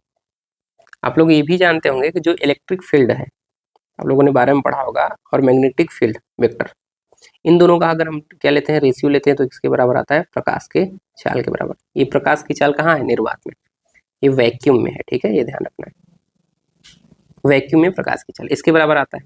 एम्पलीट्यूड की बात करते हैं, तो यहाँ से अगर ई बराबर हम निकालें तो क्या आ जाएगा, सी इंटू बी। यानी ये जो इलेक्ट्रिक फील्ड है, इलेक्ट्रिक फील्ड वेक्टर है मैग्नेटिक फील्ड के लगभग सी, यानी प्रकाश के चाल के बराबर इतने गुना है। यानी अगर इसको हम लिखना चाहे, प्रकाश की चाल कितना होता है निर्वात में, 3×10⁸ मीटर पर सेकेंड इंटू बी, यानी इतना गुना इसका एम्पलीट्यूड है। अगर एम्पलीट्यूड को ई नाट से डिना करते हैं तो आप ई नाट ले लीजिए, ई नाट बी नाट। तो यहाँ एम्पलीट्यूड की बात है, इलेक्ट्रिक फील्ड वेक्टर के एम्पलीट्यूड, और इसका एम्पलीट्यूड की बात करें तो आप देख रहे हैं इलेक्ट्रिक फील्ड वेक्टर का जो मैग्नीट्यूड है लगभग बी के इतने गुना है, और 10⁸ है। इसका मतलब क्या है, इकाई, दहाई, सैकड़ा, हजार, 10,000, लाख, 10 लाख, ये 1 2 3 4 5 6 7, और यहाँ एक और बढ़ेगा 8, और 3 से गुणा है, तो लगभग 30 लाख गुना। तो अगर इसका एम्पलीट्यूड इसके 30 लाख गुना है तो हम मान के चल सकते हैं कि जो भी हम लाइट यूज कर रहे हैं, सनलाइट, उसी में ये सब की बात करते हैं, तो उसमें जो मैग्नेटिक फील्ड वेक्टर का जो आयाम है, यानी उसका जो हिस्सा है वो लगभग 0 के बराबर है। तो लगभग 0 के बराबर है, इसलिए उसको हम वहां पर निग्लेजिबल लेके चलते हैं, यानी हम उसको केवल क्या मान के चलते हैं, इलेक्ट्रो, यानी वहां पर हम मान के चलते हैं कि वहां पर मैग्नेटिक फील्ड नहीं है, केवल इलेक्ट्रिक फील्ड वेक्टर को ही लेके चलते हैं। ठीक है, ये ध्यान रखना है आपको। ठीक, तो जब हम पढ़ते हैं इस केस में, जब हम लाइट रे के बारे में पढ़ते हैं तो इसको हम मान के चलते हैं, इसको निग्लेजिबल लेके चलते हैं। ठीक, तो ये आपको ध्यान में रखना है। तो वहां पर हम मान के चलते हैं कि मैग्नेटिक फील्ड हमारा वहां पर नहीं है। ठीक, तो ये ध्यान रखना है आपको, इतने गुना है लगभग। तो आप कह सकते हैं यहाँ पर कि जो हमारा क्या है, ई नाट है यहाँ पे, जो मच मच ग्रेटर देन कैसे, बी नाट से, यानी बी नाट को हम निग्लेजिबल मान सकते हैं। यानी अगर हम बात करें बी नाट अपन ई नाट अगर ले, तो ये लगभग नियरली इक्वल टू किसके हो जाएगा, 0 के। ठीक, तो इसलिए उसको हम क्या लेके चलते हैं, निग्लेजिबल। ठीक है भैया, ध्यान रखना है, ये सारी चीज बातें आपको ध्यान रख लेंगे। तो ओनली लाइट रे के केस में हम क्या करेंगे, बी नॉट को क्या मान के चलेंगे हम लोग, निग्लेजिबल मान के चलेंगे।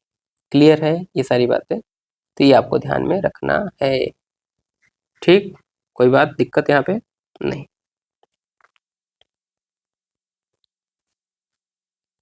और ये भी हमने बताया कि जो भी हम लोग लाइट रे लेके चलेंगे वो हम किसके लिए ले चलेंगे, मोनोक्रोमेटिक लाइट के रे के केस में ही सारी बातें हम लोग करेंगे। अब हम बात कर लेते हैं दूसरा केस जो हमारी किस में आएगा, फिजिकल ऑप्टिक्स के लिए। ज्योमेट्रिकल ऑप्टिक्स में सारी बातें हमने कर लिया, अब फिजिकल ऑप्टिक्स के बारे में हम लोग करते हैं। किसके, फिजिकल ऑप्टिक्स में भी कुछ चीजें जाननी है ना। फिजिकल ऑप्टिक्स में क्या होगा, डायमेंशन के बारे में आप लोगों ने पढ़ा है कि यानी जो भी अपर्चर होगा अगर उसका डायमेंशन क्या है, अपर्चर यहाँ लिखिएगा, या विंडो या ओपनिंग कह सकते हैं, बना भी लीजिएगा। अपर्चर का जो डायमेंशन है, डायमेंशन उसको हम डी कह रहे हैं। ठीक, और लाइट के वेवलेंथ की बात करेंगे, वेवलेंथ कितना ले रहे हैं, लेमडा। ठीक है, यहाँ इसके लिए अपर्चर के लिए बना लीजिएगा, यही लेंस का ही बार बार यूज कर लीजिए कि लेंस ही ले लेते हैं या कुछ और लेते हैं, हालांकि यहाँ पर जरूरत नहीं है लेंस, तो उस केस में ले। तो अब हम क्या लेंगे, स्लिट। स्लिट क्या होता है कि जो स्लिट है उसकी अगर विड्थ लंबाई के कंपेरिजन में क्या है, बहुत कम है, यानी निग्लेजिबल ही मान ले लगभग। यानी अगर लेंथ इसकी बहुत अधिक है और इसका विड्थ क्या है, बहुत छोटा है, तो उस केस में हम क्या कहते हैं, इसको स्लिट कहा जाता है। क्या नाम देते हैं इसको, स्लिट। हम कहते हैं यक्स कहते हैं या डी कह दीजिए, जो भी आपका इच्छा हो, डी ही ले लेते हैं, यक्स ले रहे हैं, यहाँ डी यूज की है डायमेंशन के लिए, तो यहाँ डी ले लेते हैं। विड्थ इसकी कितनी है, डी। और जो भी लाइट रे है, कह रहे हैं ये हमारी लाइट रे है, इसका जो वेवलेंथ है उसको हम लेमडा से डिनोट कर रहे हैं। ठीक है, इसका जो वेवलेंथ है लेमडा। इसको स्लिट कब कहा जाएगा, इसको स्लिट हमको बोलते हैं, स्लिट। स्लिट का मतलब होता है कि जो इसकी विड्थ है, चौड़ाई है इसकी, लंबाई के रिस्पेक्ट में क्या हो, निग्लेजिबल हो, लगभग नगण्य। ठीक है, ये ध्यान रखना। तो लिखिए, जब क्या हो, अपर्चर का डायमेंशन, डायमेंशन तो जब हमारा क्या होता है, रेक्टेंगुलर होता है, तो इसी को डायमेंशन मान के चलते हैं, उसकी विड्थ को ही। तो यहाँ लिखना है कि जो विड्थ हो वो बहुत क्या हो, अधिक हो, जो इसकी लंबाई हो और डायमेंशन की रिस्पेक्ट में क्या हो, बहुत अधिक। तो स्लिट के में लिखिए कि जब अपर्चर का, अपर्चर मतलब जो ये दिया गया है आपके पास इंस्ट्रूमेंट, जब अपर्चर, अपर्चर कह सकते हैं, अपर्चर की लंबाई, अपर्चर की लंबाई विड्थ यानी उसकी चौड़ाई से, विड्थ की तुलना में बहुत अधिक हो, विड्थ की तुलना में बहुत अधिक हो, बहुत अधिक हो, तो उसे हम स्लिट कहते हैं। क्या नाम देते हैं, हो, उसे हम क्या नाम देते हैं, स्लिट। तो स्लिट का अर्थ आप लोग समझ गए, तो ये आपको ध्यान में रखना है। इसी को हम विड्थ कहते हैं, ये जो आपको दिख रहा है ये, इसको हम क्या नाम देते हैं, विड्थ, चौड़ाई। ठीक, इस छोटी छोटी बातें अभी बता रहे हैं, तो अभी समझ लीजिए लेक्चर में, नहीं तो इसके बाद ये सारी चीज़ें कोई भी चीज़ डिस्कस नहीं करेंगे, सीधे जो मेन टॉपिक है उस टॉपिक को बताते चलेंगे और आगे निकलते चलेंगे, और फिर बाद में आपकी जिम्मेदारी होगी।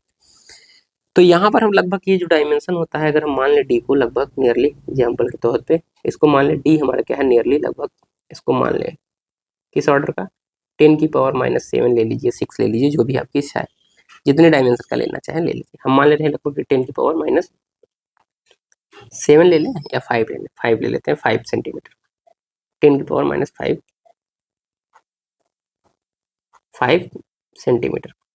तो अगर इसको मीटर में कन्वर्ट करेंगे तो लगभग किसके बराबर हो जाएगा, 10 की पावर और 2 बढ़ जाएगा, मीटर में जाएगा, तो ये लगभग -7 मीटर के ना, यही होगा। और लेमडा के लिए अगर बात करें हम यहाँ पे, तो लेमडा अगर जो वेवलेंथ होता है विजुअल रीजन के लिए, लेमडा क्या आता है, लेमडा की बात करें अगर हम, तो इस केस में अगर लेमडा की बात करें, नियरली क्या होता है, अगर 4000 एंगस्ट्रॉन से 8000 एंगस्ट्रॉन है के बीच में है, तो लगभग अगर देखेंगे 4000 एंगस्ट्रॉन या 6000 अगर आप ले रहे हैं, 6000 एंगस्ट्रॉन, इसको कन्वर्ट करिए मीटर में तो कितना आ जाएगा, 6000 गुणित 10 टू पावर कितना आ जाएगा, -10 मीटर, यही होगा। तो इसको नियरली इक्वल कितने लिखते हैं, 6000, 6000 हटाएंगे, डबल 3 जीरो हटेगा, तो यहाँ कितना आ जाएगा, 10 टू पावर -7। 10⁻⁷ मीटर। ठीक,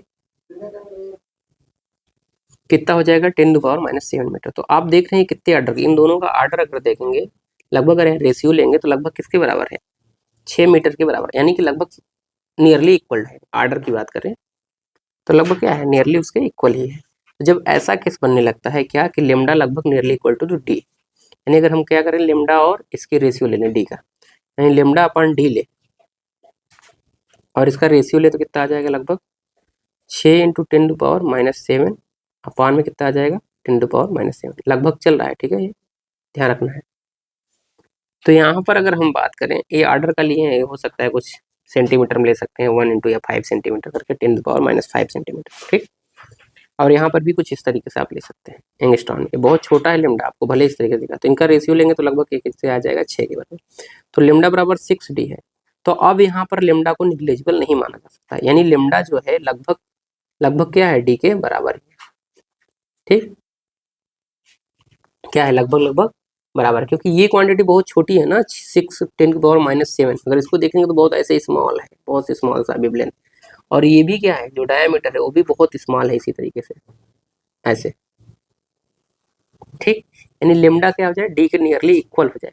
डी हमेशा बड़ा होगा किससे, इस वाले से, वेवलेंथ से, ये हमेशा ध्यान रखें। अभी हमें इसको लिखे है ना, तो यहाँ पे जो डी होगा बड़ा होगा, लेकिन ये ध्यान रखना है कि जो इसका वेवलेंथ है ये इसके नियरली इक्वल टू डी के, ये भी ध्यान रखना है आपको। यहाँ पर आपको ये 6 दिखने की वजह से आपको कंफ्यूजन हो 10⁻⁷, यहाँ पर हम कुछ नहीं लिखे हैं तो 10⁻⁷ दिख रहा है, तो आप केवल 1 समझ रहे होंगे ना, और आपको लग रहा होगा कि ये वेवलेंथ यहाँ पर बड़ा हो गया। नहीं, वेवलेंथ बड़ा नहीं है, ये ध्यान रखना है कि यहाँ पर डी भी क्या होगा, जो डायमेंशन होगा वो लेमडा से तो बड़ा ही होगा, बट ये ध्यान रखना ये कंडीशन बनेगी कि जो हमारा लेमडा है वो नियरली इक्वल टू क्या हो जाए डी के, लगभग लगभग बराबर डायमेंशन के। ठीक, तो ये जो कन्फ्यूजन क्रिएट होता है ये ध्यान रखना है। अगर इस तरीके से कन्फ्यूजन क्रिएट हो रहा है तो हम इसको यहाँ थोड़ा सा ले लेंगे 8 × 10⁻⁵ सेंटीमीटर, ताकि आपको कन्फ्यूजन ना रहे। ठीक, तो अब ऐसे रहेगा, क्योंकि ये जो क्रिएट होता है कन्फ्यूजन, क्योंकि हम आर्डर बताना चाह रहे थे, हम इसको लेना भी नहीं चाह रहे थे, तो इसमें अगर ले लिए तो उसमें भी दिखा ही दीजिए 8 × 10⁻, ये कितना हो जाएगा -7 सेंटीमीटर, यहाँ पर मीटर में लिया तो ये सेंटीमीटर में आ जाएगा। 10⁻⁵ मीटर है, ये ध्यान रखना है, नहीं कि 8 मीटर आप लोग समझ लीजिए उसको। तो ऐसा सेंटीमीटर में आ गया, तो इसको लेंगे तो अब डिवाइड करेंगे तो ये लगभग 8 आ जाएगा यहाँ पे, 8 × 10⁻⁷। तो ये जब कटेगा तो किसके बराबर आएगा, यहाँ पे कितना आ जाएगा बताओ भाई, 1/6/8 ना, तो काट लीजिए उसको, तो अभी लिखे रहिए 6/8। तो यहाँ से अगर इसको सॉल्व करेंगे तो अगर हम डी लेमडा बराबर निकालें तो लेमडा बराबर लगभग कितना आ जाएगा, लेमडा बराबर लगभग आ जाएगा आपका, इधर 6/8 है लगभग 0 हो जाएगा, और 8 60 हो गया, तो 8 × 64 होता है, 8 × 7 = 56, 4 बचेगा 40, 8 × 5 = 40, और ये हो जाएगा डी। तो आप देख रहे हैं लेमडा किसके नियर है, इक्वल टू है लगभग 8 के, यानी 0.75 है। इसका मतलब क्या है, आप यहाँ से कह सकते हैं कि जो लेमडा है लगभग डी के बराबर ही है। तो जब लेमडा लगभग डी के बराबर हो जाए, नियरली इक्वल टू डी, तब उस केस में जब हम बात करते हैं नियरली इक्वल टू, तब हम क्या बात करते हैं यहाँ पर, किस में चले जाते हैं हम लोग, ज्योमेट्रिकल ऑप्टिक्स में, फिजिकल ऑप्टिक्स में। तो वहाँ जो भी घटनाएं होंगी फिजिकल ऑप्टिक्स में, जैसे आप लोगों ने इंटरफेरेंस पढ़ा होगा, इस तरीके से आपके पास एक स्लिट दी जाती थी, यहाँ पर ऐसे कुछ इस तरीके से 2 स्लिट लगाई जाती थी, और यहाँ से लाइट रे पास होती थी, और लाइट रे पास होती थी तो कुछ इस तरीके की चीजें यहाँ पर पर्दे पे बनती थी। हम लोगों ने कुछ इस तरीके से बनाया था, ब्लैक वाइट करके ऐसे, ये वाला बनना है, फिर ऐसे बीच में जगह बनती थी वाइट सा, ये वाला स्पेस जो दिख रहा है, फिर ऐसे इस तरीके से कुछ चीजें आप लोगों ने पढ़ा है इंटरफेरेंस के केस में,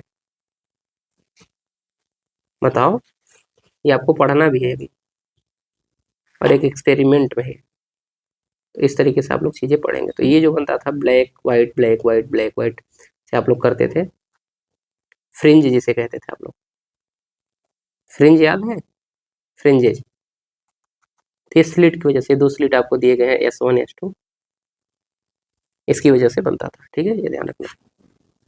फिर यहाँ बनेगा X, फिर यहाँ बनेगा इस तरीके से, ये ध्यान रखना है अभी। इंटरफेरेंस के केस में सारी चीज़ें होती थी। तो ये बना लीजिएगा डायग्राम अपने याद रखने के लिए। अभी यहाँ पर तो स्लिट के केस में सारी चीज़ें बनती थी, यानी lambda nearly equal to d. ठीक है, ये बड़ा भी हो सकता है, छोटा भी हो सकता है, लेकिन नियरली इसके इक्वल ही होगा लेमडा। हमने कह दिया कि डी बड़ा हो, जरूरी नहीं है कि डी बड़ा हो, लेकिन नियरली इक्वल टू इसके बराबर ही हो। जो हमारा लेमडा है वो डी के लगभग बराबर हो। तब यहाँ पर ये ग्रेटर देन या लेस देन का कॉन्सेप्ट हट जाता है, इसको हटा ही दीजिए। बस ये ध्यान रखना है कि lambda nearly equal to d के बराबर होना चाहिए। ठीक, ये ज़्यादा बेटर रहेगा। क्लियर है? तो ये हम किस में पढ़ते हैं, इसको किस ऑप्टिक्स में पढ़ेंगे? तो यहाँ पर जो हम लाइट को लेके चलते हैं वो क्या लेके चलते हैं, वेव। इसको हम वेव भी कहते हैं, फिजिकल ऑप्टिक्स या वेव ऑप्टिक्स, वेव ऑप्टिक्स। तो यहाँ लाइट को एज अ क्या कंसीडर किया जाता है, वेव। ठीक है, न कि पार्टिकल नेचर। तो ये वेव ऑप्टिक्स में आएगा। ठीक है, फिजिकल ऑप्टिक्स या वेव ऑप्टिक्स के अंतर्गत आएगा, जहाँ पर लेमडा क्या हो जाएगा, यानी वेव लेंथ लगभग लगभग बराबर किसके हो जाएगा, डी के, यानी जो हमारा डायमेंशन का अपर्चर का डायमेंशन है उसके बराबर हो जाएगा। तो ठीक, तो ये बात आपको ध्यान में रखनी है। और कुछ बातें करनी है हमें, जैसे डिफ्रैक्शन की बात करती है और पोलराइजेशन की बात करनी है। तो ये सारी चीज़ें हम लोग बाद में डिस्कस करेंगे, लेकिन अभी ये सारी चीज़ें आपको ध्यान में रखनी है। और ये जो हमने बताया था कि इलेक्ट्रिक फील्ड, जब हम क्या बात करते हैं, जब हम लोग पढ़ते हैं ज्योमेट्रिकल ऑप्टिक्स में, तो इलेक्ट्रोमैग्नेटिक वेव का जो वेवलेंथ एम्पलीट्यूड होता है उसको, या कह सकते हैं जो इलेक्ट्रिक फील्ड वेक्टर होता है उसको हम लोग क्या कर लेते हैं, कंसीडर करते हैं। जबकि जो हमारा क्या होता है मैग्नेटिक फील्ड वेक्टर होता है उसको हम क्या कर लेते हैं, निग्लेजिबल कर देते हैं, यानी हम केवल इलेक्ट्रिक फील्ड वेक्टर को ही क्या लेते हैं, वहां पर लेते हैं। क्लियर? ये ध्यान क्यों, क्योंकि उसका एम्पलीट्यूड आपने देखा कि क्या होता है, बहुत कम होता है ना। तो ये आपको ध्यान रखना है। कब? जब हम लोग क्या बात करते हैं, निर्वात उर्वात में जब सारी घटनाएं देखते हैं उस केस में, क्योंकि चाल के बराबर ही होता है, सी जो प्रकाश की चाल के बराबर होता है, तो वो सारी चीजें कंडीशन वहां पे निकल के आती है। क्लियर है? तो ये सारी चीजें। और एक चीज और देखनी है स्कैटरिंग की, जो कि पार्ट थर्ड है, वो हम लोगों को फोर्थ सेमेस्टर में पढ़ना था, तो उसको भी थोड़ा सा डिस्कस कर ही दे रहे हैं। तो पार्ट थर्ड जो एक और हिस्सा है जो हमने नहीं लिखा है ऊपर, ऑप्टिक्स का ही एक हिस्सा है जिसे स्कैटरिंग कहते हैं, स्कैटरिंग। तो इस वाले केस में क्या होता है कि जो भी हमारी लाइट ले रहे हैं, लाइट, तो इसके वेवलेंथ की बात करेंगे, किसकी वेवलेंथ, वेवलेंथ यानी कलर, अगर हम इसको लेमडा कहते हैं। और जो भी हम अपर्चर ले रहे हैं, अब यहाँ अपर्चर के केस में टीनी पार्टिकल हो जाएगा,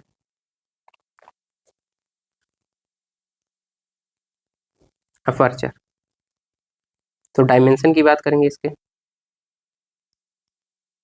उसको हम डी से डिनोट कर रहे हैं। तो यानी ये जो लाइट रे है, मान लेते हैं ये हमारे पास पार्टिकल है, इस केस में क्या हो कि जो हमारा लेमडा हो मच मच ग्रेटर देन क्या हो जाए, D, much much greater than, यानी डी से बहुत अधिक। यहाँ पर जो हम कह रहे हैं लेमडा हमारे डी की बात कर रहे हैं ये ध्यान रखना है, ये डी लेमडा से बड़ा भी हो सकता है, छोटा भी हो सकता है, क्योंकि नियरली इक्वल कहा गया है ना, तो नियरली लगभग बराबर। हालांकि ज्यादातर केस में डी हमारा बड़ा ही रहता है, तो ये ध्यान रखना है नियरली इक्वल होना चाहिए, बस बड़ा भी हो सकता है, छोटा भी हो सकता है। बट यहाँ पे जो बताया जा रहा है कि lambda much much greater than D, यानी जो वेव लेंथ है, जो भी डायमेंशन होगा पार्टिकल का, उससे बहुत अधिक होना चाहिए। ठीक है, ये ध्यान रखना है। तो मान लीजिए लाइट रे जब इस पे गिरेगी, टीनी पार्टिकल आप लोगों ने पढ़ा होगा, तो ये क्या करता है, लाइट को चारों दिशाओं में क्या करने लगता है, बिखरने लगता है। ये हमारा है, तो लाइट कुछ इस तरीके से बिखरने लगती है चारों डायरेक्शन में, सभी दिशाओं में ऐसे। तो यहाँ पर जो एक फिनोमिना हो रही है वो किसकी हो रही है, स्कैटरिंग की, स्कैटरिंग। ठीक है, ये ध्यान रखना है। प्रकीर्णन कह सकते हैं, किसका, प्रकीर्णन, इसको हिंदी में बोलते हैं प्रकीर्णन। प्रक्रि लिख लीजिएगा भाई, प्रकीर्णन कैसे लिखा जाएगा, ध्यान नहीं आ रहा है, प्रकीर्णन ना, प्रकीर्णन सही लिखा है देख लीजिएगा, गलत लिखा होगा तो आप लोग कर लीजिएगा सही, इसलिए हटा दे रहे हैं हम, बाकी आप लोग देख लीजिए। प्रकीर्णन कहते हैं उसको, ठीक है, स्कैटरिंग हिंदी में बोल दे तो ये आपको ध्यान रखना है। तो ये किस में जाएगा, स्कैटरिंग वाले हिस्से में जाएगा। तो ये सारी चीजें आपको ध्यान में रखनी है और ये सारी बातें आप लोगों को करनी है। अब यहाँ से हमारा क्या स्टार्ट होगा, मेन टॉपिक। यहाँ से हम लोग चलेंगे किस पे, रिफ्रैक्टिव इंडेक्स में। रिफ्रैक्टिव इंडेक्स के बारे में थोड़ी सी हमें डिस्कस करनी थी, वो सारी चीज़ें हम थोड़ा सा यहाँ पर कर लें, फिर उसके बाद रिफ्रैक्टिव इंडेक्स के बारे में आएंगे। ये टॉपिक आपका यहाँ पर खत्म होता है, तीनों हिस्सा।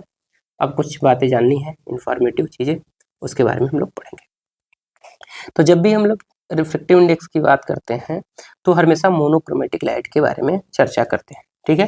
यानी जो भी हम लोग करेंगे वो रिफ्रैक्टिव, तो ये ध्यान रखना है कि जो रिफ्रैक्टिव इंडेक्स होता है, क्या रिफ्रैक्टिव यानी अपवर्तनांक, थोड़ा सा नोट पॉइंट करके ऐसे लिखना है। रिफ्रैक्टिव क्या लिख रहता है, रिफ्रैक्टिव इंडेक्स में इंडेक्स।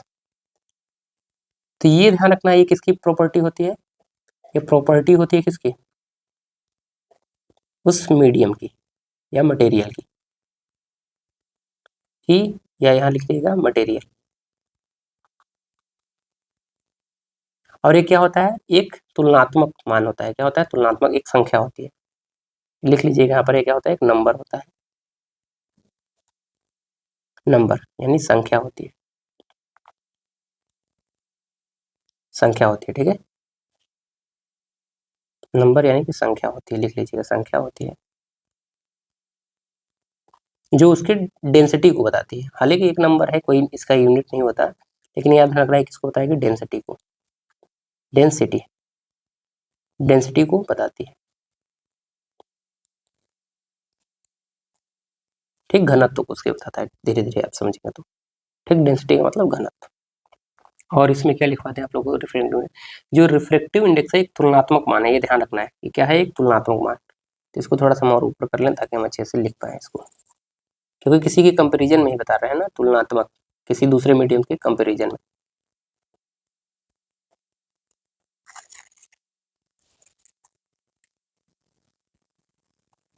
किसी के सापेक्ष बात किया जाता है ना, रिफ्रैक्टिव इंडेक्स लिख दीजिएगा, तुलनात्मक मान है, तुलनात्मक।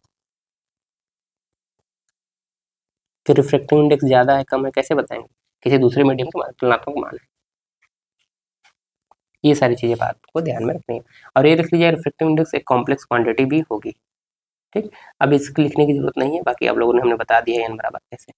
और रिफ्रैक्टिव इंडेक्स को जरूरी नहीं हर जगह एन से ही रिप्रेजेंट करें, हम कहीं कहीं म्यू से करेंगे, ठीक। क्योंकि एन आप फ्रीक्वेंसी के लिए भी यूज करते हैं ना।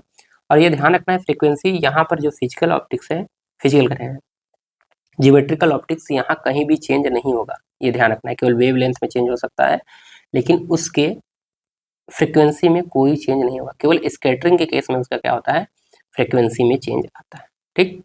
तो ये सारी बातें आपको ध्यान में रखनी है। क्या रखनी है, ध्यान में रखनी है। क्लियर। आप लोगों ने जो भी लेंसेस पढ़े थे, लेंस कॉम्बिनेशन की बात करेंगे हम लोग, थिक लेंस की बात करेंगे। तो जब हम लोग ये सारी चीज़ें पढ़ेंगे तो वहाँ पर हम लोग ये सारी चीज़ें बात करेंगे। तो हम लोगों को जो पढ़ना है अपने सिलेबस में, कार्डिनल पॉइंट्स पढ़ने हैं। तो कार्डिनल पॉइंट्स क्या होते हैं, 6 कार्डिनल पॉइंट्स होते हैं, और ये हर बार पूछा जाता है, और ये इंपॉर्टेंट है कार्डिनल पॉइंट।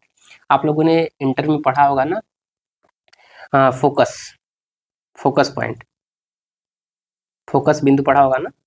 तो 2 फोकस के बारे में पढ़ा होगा कि किसी लेंस में 2 फोकस होते हैं, 2 फोकल पॉइंट होते हैं, ठीक है। और वहां से क्या करें, हम एक प्लेन पास करें दोनों पॉइंट से, तो उसे फोकल प्लेन भी कहेंगे, और वो क्या हो, एक्सिस के परपेंडिकुलर हो। तो आपने पढ़ा था कि लेंस में हमारे पास 2 फोकस होते हैं। अगर हम इस तरीके से लेंस बना रहे, थोड़ा सा डिस्कस कर ही दे रहे हैं आज पूरा टॉपिक, इसी पे चल जाए। इस तरीके से हमारे पास ये क्या है, कन्वेक्स लेंस है। तो ये कन्वेक्स लेंस है, तो आप जानते हैं इसका एक फोकस अगर ये परपेंडिकुलर ऐसे पैरेलल आएगा एक्सिस के, जब एक्सिस के पैरेलल आता है तो ये क्या करेगा, यहाँ से फोकस से जाएगा। तो ये जो फोकस बनता था इसको हम F1 कहते थे, यानी ये क्या है, हमारा फर्स्ट फोकस। यही कहते थे कि हमारा क्या है, फर्स्ट फोकस। लेकिन अगर किसी पॉइंट से, अगर जिस बिंदु से वहां से अगर लाइट रे जाए ऐसे, तो क्या होते थे, एक्सिस के पैरेलल हो जाती थी। यही होती थी, बोलो भाई, होती थी पैरेलल। ये हमने गलत बना दिया ना, थोड़ा सा ध्यान रखना, इसमें नहीं बनाना था, ये तो इसके लिए था ना, ये वाली रे आई थी तो इसके लिए सिंगल वाला, ये सिंगल वाला ध्यान रखना है। तो ये जब जाएगी इसके पैरेलल जाएगी, तो डबल वाले के लिए, ठीक, डबल वाले इंसिडेंट रे के लिए बना रहे हैं। फर्स्ट फोकस की डिफिनेशन क्या थी कि एक्सिस पे ऐसा पॉइंट जहां से अगर लाइट रे लेंस पे क्या हो, इंसिडेंट हो, कन्वेक्स लेंस पे, तो एक्सिस के पैरेलल हो जाए, उसको F1 कहते थे ना। और एक्सिस के पैरेलल आएगा तो जहां पर वो दोनों इंटरसेक्ट करेंगी रिफ्लेक्शन के बाद, उसको F2 कहते थे। तो ये सेकंड फोकस होगा, ठीक है, ये F1 ये F2। तो ये दो क्या कहे जाएंगे, फोकल पॉइंट कहे जाएंगे। तो दो फोकल पॉइंट के बारे में आप लोग अभी जान रहे हैं। इसके बाद क्या होता है, दो फोकल पॉइंट होते हैं, दो नोडल पॉइंट्स होते हैं, और दो क्या होते हैं, कार्डिनल पॉइंट्स होते हैं। कार्डिनल पॉइंट्स करें, दो फोकल पॉइंट हो गए, दो प्रिंसिपल पॉइंट अभी होंगे, अभी दिखाएंगे कि प्रिंसिपल पॉइंट क्या होते हैं, और दो आपके पास क्या होंगे, नोडल पॉइंट होंगे। तो आप दो पॉइंट तो जानते हैं, एक फोकल पॉइंट जानते हैं, यहाँ पर दो फोकल पॉइंट के बारे में, कार्डिनल पॉइंट 6 होते हैं।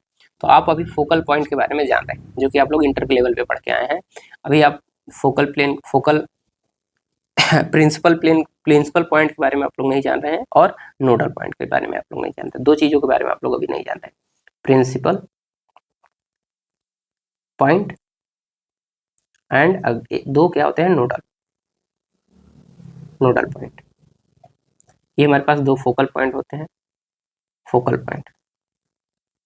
तो फोकल पॉइंट के बारे में तो कुछ आप लोगों ने जान रखा है, लेकिन ये दो पॉइंट के बारे में आप लोग नहीं जाना। इन्हीं 6 पॉइंट को ही हम क्या कहते हैं, कार्डिनल पॉइंट। क्या कहते हैं, कार्डिनल पॉइंट्स। तो इसके बारे में हम लोगों को पढ़ना है, जो कि मोस्ट इंपॉर्टेंट है और जरूर पूछा जाएगा। ठीक है, ध्यान रखना है। तो ये कार्डिनल पॉइंट से ये जो 6 टॉपिक हैं, दो प्रिंसिपल पॉइंट, दो नोडल पॉइंट, दो फोकल पॉइंट, इनको आपको ध्यानपूर्वक पढ़ना है। तो प्रिंसिपल प्लेन भी क्या होता है, प्रिंसिपल फोकल प्लेन क्या होता है, ये आपके बारे में ये भी आपको जानना है। ठीक है, ये ध्यान रखना है। तो ये सारी चीजें ध्यान रखनी। और जो भी हमारे क्या होंगे, लेंस होंगे, उसको हम ऑप्टिकल सिस्टम कहेंगे। जो भी ये लेंस हैं, इनको हम क्या बोलेंगे, ऑप्टिकल सिस्टम। हो सकता है 2 लेंस लगे हों, 1 लेंस लगे हों, किसी भी सिस्टम में 3 लेंस लगे हों, तो उनके बारे में हम लोगों को पढ़ना है। और यहाँ पर जो भी हमारा क्या होगा, लेंस होगा, उससे रिफ्लेक्शन की घटना होती है, इसलिए हम उसको क्या कहते हैं, यहाँ पर ध्यान रखिए। और जो भी हम लेंगे वो क्या होगा, हमारा स्फेरिकल होगा। स्फेरिकल जो भी हम यहाँ पर लेने वाले हैं, क्योंकि हमारा जो लेंस बनता है वो किसी स्फेयर से काट के बनाया जाता है ना। तो जो यहाँ पर सरफेस होने वाला हो, स्फेरिकल सरफेस होगा, यानी कर्व सरफेस होगा। स्फेयर कैसा दिखता है, कर्व टाइप का दिखता है। तो जो भी हम लोग यहाँ पर पढ़ने वाले हैं वो कर्व सरफेस होगा। ठीक है, तो ज्योमेट्रिकल ऑप्टिक्स में 6 क्या पढ़ने हैं, कार्डिनल पॉइंट पढ़ने हैं, जिसमें 6 पॉइंट्स पढ़ना है, दो फोकस पॉइंट, फोकल पॉइंट, दो प्रिंसिपल पॉइंट, और दो नोडल पॉइंट्स पढ़ने हैं। फिर हमें थोड़ा सा रिफ्लेक्शन के बारे में जानना है। तो जो भी यहाँ रिफ्लेक्शन की होगा वो स्फेरिकल सरफेस के थ्रू होगा, क्योंकि जो भी हमारे लेंस बनाए जाते हैं, एक बार बना दें हम आपके लिए ऐसे, कि आपको भी बनाना है, नोट्स आपको मिल जाएगा प्रॉपर। तो हमारे पास क्या है, एक लेंस है। ठीक, तो ये जो लेंस है, एक सरफेस ये है, दूसरा सरफेस उधर वाला है। तो एक सरफेस है, तो ये सरफेस जो है इधर वाला किसी एक स्फेयर से काट के बनाया गया। ठीक है, ये वाला, और ये वाला किसी दूसरे स्फेयर से काट के बनाया गया।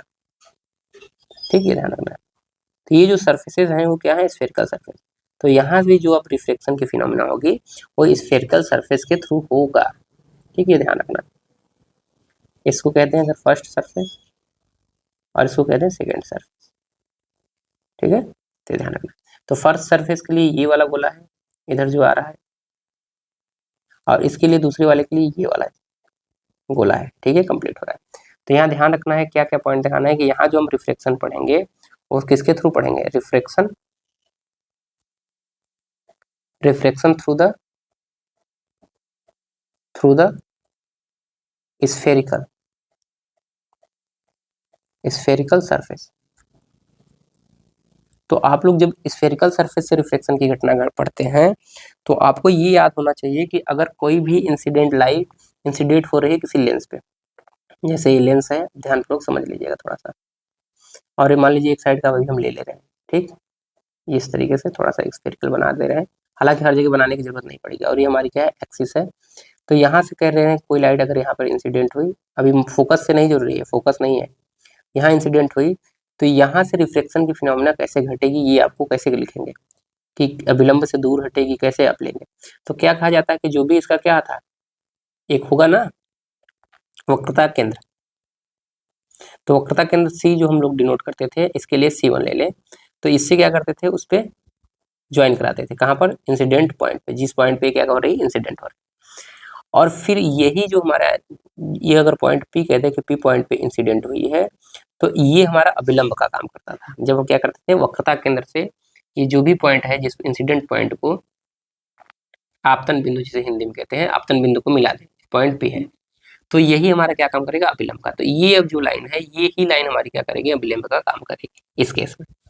तो अब देखिए कि ये जो मीडियम है, लेंस के अंदर अभी हम इंटर कर रहे हैं, तो लेंस के अंदर अगर इंटर कर रहे हैं तो सघन माध्यम है, और सघन का मतलब क्या है, ये हम मान लें एयर है, इधर क्या है एयर, और ये लेंस हमारा इससे डेंस है, डेंसर है, तो डेंसर में जब जाती है तो अभिलंब की ओर झुकती है ना, अगर ये ना रहा होता तो कुछ इस तरीके से लाइट जाती, लेंस ना रहा होता तो ऐसे सीधी निकलती, लेकिन अब क्या होगा, ये थोड़ा सा झुकेगी, यानी ये कुछ इस तरीके से अब जाएगी, अभिलंब की ओर झुकेगी, तो अभिलंब इधर है तो इधर की ओर आएगी, तो ये लाइट ऐसे जाएगी, फिर ये इस सरफेस पे आएगी, तो मान ले रहे पी डैश, इसको कह रहे हैं इधर जब आ गया तो पी डैश, अब ये जब पी डैश पे आ गई तो अभी लाइट रे निकलेगी, अगर लाइट वो ना रही होती तो ऐसे जाती, ऐसे ही जाएगी ना, अगर लेंस ना रहा होता तो आगे ये वाला सरफेस ना रहा होता तो ऐसे जाती, बट अब क्या होगा, फिर यहाँ पर क्या होगी, रिफ्लेक्शन की घटना घटेगी, अब ये जब बाहर निकलेगी तो एयर में जाएगी, इधर मान ले हमारा क्या है एयर, ठीक है, तो अगर ये एयर है इधर, तो एयर में निकलेगी तो सघन से क्या हो रही है, डेंसर से रेयर में जा रही है, और डेंसर से रेयर में जाती है तो अभिलंब से दूर हटती थी, तो इसके लिए अभिलंब कैसे खींचेंगे, तो इधर भी हमारा क्या होगा, ये दूसरे स्फेरिकल सरफेस से बना हुआ है, ठीक है, तो इसका भी सेंटर जो होगा, तो सेंटर से क्या खींचेंगे, तो मान लीजिए सेंटर यहाँ पे है, तो इससे क्या खींचेंगे, अभिलंब खींचेंगे, तो अभिलंब कैसे खींचेंगे, इस तरीके से, जो हमारा आपतन बिंदु है उससे मिलाएंगे, तो ये वाला हमारा होगा, रेड्स कर दे रहे हैं ताकि आपको दिक्कत ना हो, ये वाला ये जाएगी, ठीक है, तो यहाँ से जाएगी तो अभिलंब ऐसे बनाया, और ये लाइट ऐसे जा रही है तो अभिलंब से इसको दूर हटाना है, तो अगर लाइट रे अगर ऐसे जाती, तो अगर इधर से जाएगी तो क्लोज हो जाएगी, यानी इससे दूर हटेगी तो लगभग इस तरीके से जाएगी ना, अभिलंब से दूर हटेगी तो ऐसे, तभी तो ये अभिलंब से दूर हुआ, ये वाली लाइट थी, अगर इधर की ओर झुकती तो अभिलंब के पास हो जाती, तो यानी इधर झुकना पड़ेगा उसको ना, तो इस वजह से अभिलंब से दूर हट रही है, तो ये फिनोमिना घट रही है कुछ इस तरीके से, तो यहाँ पर भी जो है उसको रेड से ही दिखा लीजिए जो अभिलंब आप लोग खींच रहे हैं, तो जब स्फेरिकल सरफेस के लिए पढ़ते हैं तो अभिलंब कैसे खींचा जाता है, ये भी नोट पॉइंट करके लिख लीजिए, ठीक, इसको थोड़ा सा बड़ा बना दे क्या, क्लियर, तो थोड़ा सा बड़ा बनाते हैं लेंस ताकि ये आपको याद रहे, क्योंकि हमें लेंस कॉम्बिनेशन पढ़ाना है यहाँ पे, तो ये सारी चीज़ें पढ़नी, आप लोग इंटर में पढ़ के आए हैं कि नहीं आए हैं ये मुझे नहीं पता है, इसलिए हम सारी बेसिक चीज़ें पहले लेक्चर में क्लियर करते हैं, और जिनको लग रहा है ना कि पहला लेक्चर बकवास है, जब हम बनाएंगे डायग्राम ना तब फिर आप लोगों को समझ में आएगा, अभी समझा रहे हैं तो हो सकता है आपको लगे कि क्या ही सिखा रहे हैं, थोड़ा सा लेंस मोटा बनाइएगा, हालांकि थिन लेंस ही है, ध्यान रखिएगा, पतला लेंस, इतना बड़ा लेंस होता नहीं, लेकिन बना दे रहे हैं डायग्राम क्लियर होने की वजह से, कैसे बना दे इसकी सहायता से बन सकता है, हाँ ठीक है, ठीक, ये लेंस हमारे पास है, और इसको हम थोड़ा सा साइड कर लेते हैं, ठीक, स्फेयर बनाना है इसके अकॉर्डिंग, तो स्फेयर बना लेते हैं, ताकि हर बार स्फेयर नहीं बनाना है, ये आपके समझने के लिए एक बार बना दे रहे हैं, इसके बाद डायरेक्ट हम क्या करेंगे, यूज करेंगे, ये पहला स्फेयर बन गया, इसको हटा के और थोड़ा सा नीचे कर लेते हैं, जगह है तो इंतजार कर लीजिए थोड़ा सा बस, अभी कुछ नोट पॉइंट हम लिखवाएंगे आपको, क्योंकि आप लोग पता नहीं, केवल तो ऐसे प्लेन सरफेस के लिए तो आप लोग अभिलंब खींचना जानते हैं ना, कि परपेंडिकुलर हो सरफेस के और आपतन बिंदु से पास करें, बट अगर स्फेरिकल सरफेस हो गया तो क्या करेंगे वहाँ पे, स्फेरिकल का मतलब कर्व सरफेस, कर्व सरफेस की बात करें, तो ये अगर हमारा पहला लेंस का ये पहला सरफेस है, तो इसके लिए स्फेयर कौन सा बना है, ये वाला स्फेयर बना है, ये ध्यान रखना है, ये दूसरा सरफेस है अगर लेंस का, तो इसके लिए जो सरफेस बना है स्फेयर है वो ये वाला, ठीक है, और ये हम मान ले रहे हैं एक्सिस है आपके पास, ब्लैक वाली लाइन, ये क्या है, एक्सिस है, एक्सिस, ठीक ढंग से बनाइएगा, एक्सिस, ठीक है, मान ले रहे रे ऐसे भी जा सकती है, ऐसे भी जा सकती है, तो हम मान ले रहे कोई पॉइंट है हमारे एक्सिस पे जिससे हमारी क्या है, लाइट रे जा रही है, लाइट रे यहाँ पर क्या हुई, इंसिडेंट होगी इस पॉइंट पे, तो अगर इसका केंद्र देखेंगे तो सेंटर कहीं यहाँ आएगा स्फेयर का, ये कौन सा स्फेयर के लिए है, सेकेंड वाले के लिए ना, सेकेंड सरफेस के लिए, तो इसको हम C2 नाम दे रहे हैं, और इसके लिए अगर सेंटर स्फेयर देखेंगे, वक्रता केंद्र देखेंगे तो इसको क्या कहेंगे, C1 ना, C1, ये ध्यान रखना है, तो जब भी हमें अब इसके लिए खींचना होगा अभिलंब, तो ये लाइट रे अब ध्यान रखना है, अगर लेंस ना रहा होता है, ये एयर है मान लीजिए, ये मीडियम एयर में रखा है, इधर भी क्या है हमारा एयर, ये स्फेयर में भी एयर ही है, ये केवल बनाया गया है सरफेस, केवल ये वाला हिस्सा हमारा क्या है, लेंस है इतना, बाकी ये एयर में रखा गया है, ठीक है, मीडियम, तो अगर यहाँ पर है, तो अगर ये लेंस ना रहा होता तो लाइट हमारी ऐसे जाती, आगे की ओर जाती, बिल्कुल जाती। लेकिन क्या हुआ, लेंस आने की वजह से क्या है, अब लेंस के अंदर तो ये सघन मीडियम है, ये वाला मीडियम हिस्सा इधर क्या है, सघन है, इसके अंदर मटेरियल भरा हुआ है। तो अब रेयरर टू डेंसर, यानी इधर का मीडियम क्या है, रेयर है, रेयरर है, ये भी क्या है, रेयरर है, जबकि इधर का अंदर का हिस्सा क्या है, डेंसर है ना, सघन के लिए कह सकते हैं सघन, और इधर क्या कह सकते हैं, ये विरल। ठीक, ये सब लिख दे रहे हैं आपके लिए। तो आप अब अभिलंब खींचना है, तो अभिलंब खींचने का तरीका क्या है, हम क्या करें, जिस पॉइंट पे वो इंसिडेंट हुआ है उसी से पास करने वाला, और किससे, जो हमारा केंद्र है स्फेरिकल सरफेस का, उससे क्या करें हम लोग, ज्वाइन करा दें। तो जैसे ज्वाइन करेंगे तो ये लाइन मिलेगी, और ये जो लाइन रेड वाली दिख रही है यही क्या है, हमारा अभिलंब। इसको लिख लीजिएगा अभिलंब, अभी हम लिख दे रहे हैं सारी चीजें, अभिलंब, ताकि आपको याद रहे कि आप इंटर में पढ़े हैं कि नहीं पढ़े हैं, क्योंकि सिलेबस बहुत कट गया है इस समय सुनने में आ रहा है।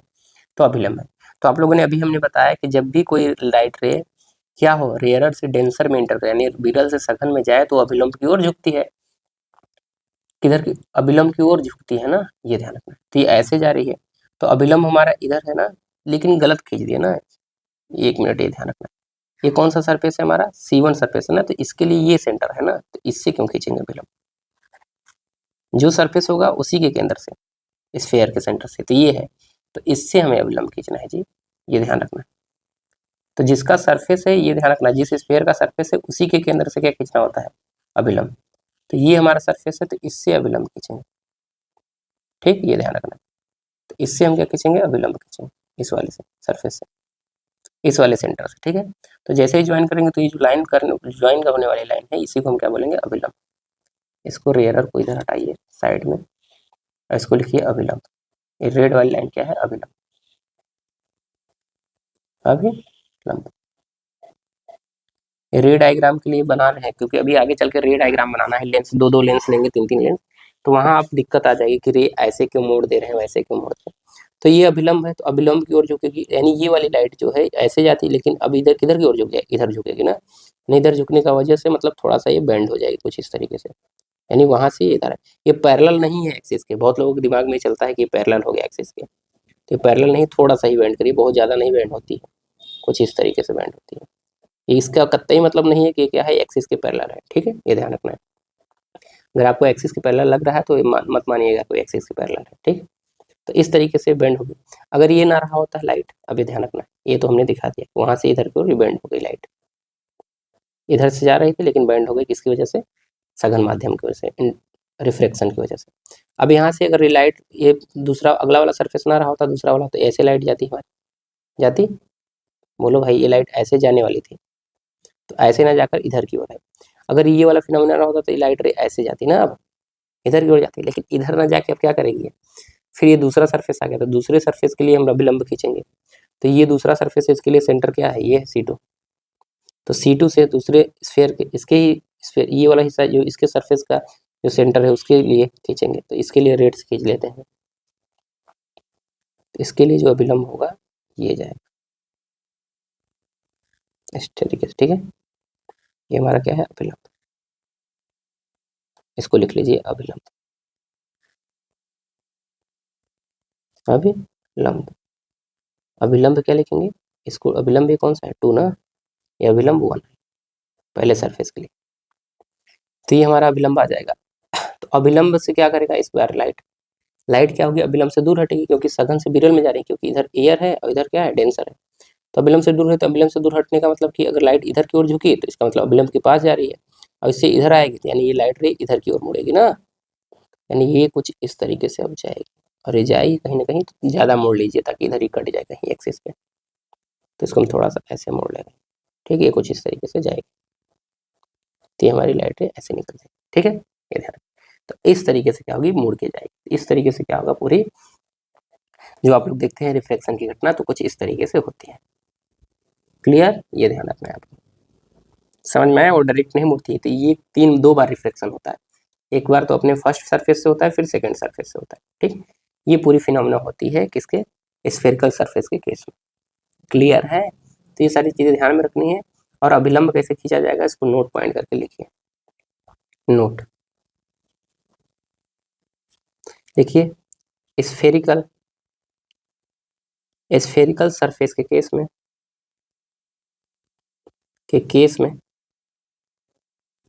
में अभिलंब खींचने के लिए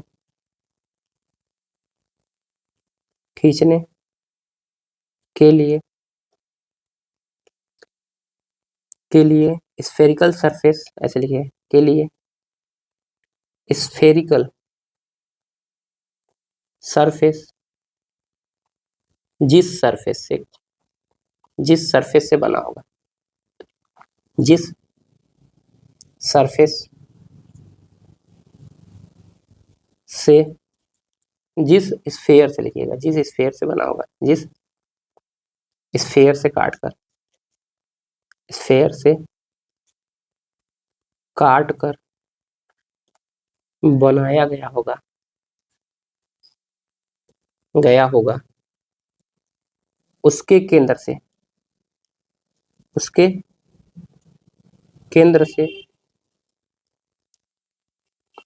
से आपतन बिंदु को मिलाने पर, उसके केंद्र से आपतन बिंदु का कहने का मतलब क्या है, हिंदी में भी लिख लीजिए, इंग्लिश में उसे क्या कहते हैं, इंसिडेंट पॉइंट, ब्रैकेट में इंसिडेंट पॉइंट, आपतन बिंदु से उसके केंद्र से आपतन बिंदु को, यानी इंसिडेंट पॉइंट को मिलाने वाली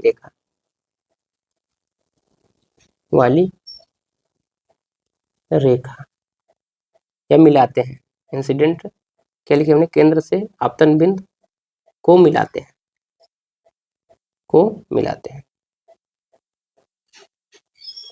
ठीक, तो ये ध्यान रखना। तो आपतन बिंदु से मिलाएंगे तो जो लाइन मिलेगी वही क्या कहा जाएगा, उसका क्या कहा जाएगा, अभिलंब। तो अभिलंब खींचने के लिए हमने बता दिया स्फेरिकल सरफेस के लिए, ठीक है। अगर ये रहा होता, कनकेव लेंस रहा होता, तब भी इसके लिए कौन सा सरफेस आता है, ये सरफेस सर्किल, इधर के लिए ये सरफेस, ठीक, ये ध्यान रखना। इस तरीके से आप बना सकते थे। तो अभी यहाँ पर आज इतना ही रखते हैं, क्योंकि बहुत सारी बातें हो गई इसमें, जो इन्फॉर्मेटिव चीज़ें थी, जो हमें ज़रूरत पड़ती, तो इतना ही रखें कि और कुछ चीज़ें बता दें, ताकि और जो छोटी मोटी चीज़ें हों आपको दिक्कत ना हो। ये बता ही दिया कि अगर आप क्या लिखते हैं, रिफ्रैक्टिव इंडेक्स के दो चीज़ों को लिखते हैं, मतलब कॉम्प्लेक्स पार्ट और रियल पार्ट को लिखते हैं, तो रियल पार्ट किसको बताता है, वो मीडियम के बारे में बताएगा, और जो उसका क्या है सेकेंड पार्ट है, तो उस मीडियम में जाने वाली जो भी हमारी रे होगी, या कह सकते हैं इलेक्ट्रोमैग्नेटिक वेव होगी, उसका एटेन्यूएशन कैसे होगा, यानी कि दूरी के साथ उसके एम्पलीट्यूड में कैसे कमी होगी या परिवर्तन होगा, उसके बारे में बताता है। कौन, सेकेंड पार्ट उसका, इमेजिनरी पार्ट, ठीक है।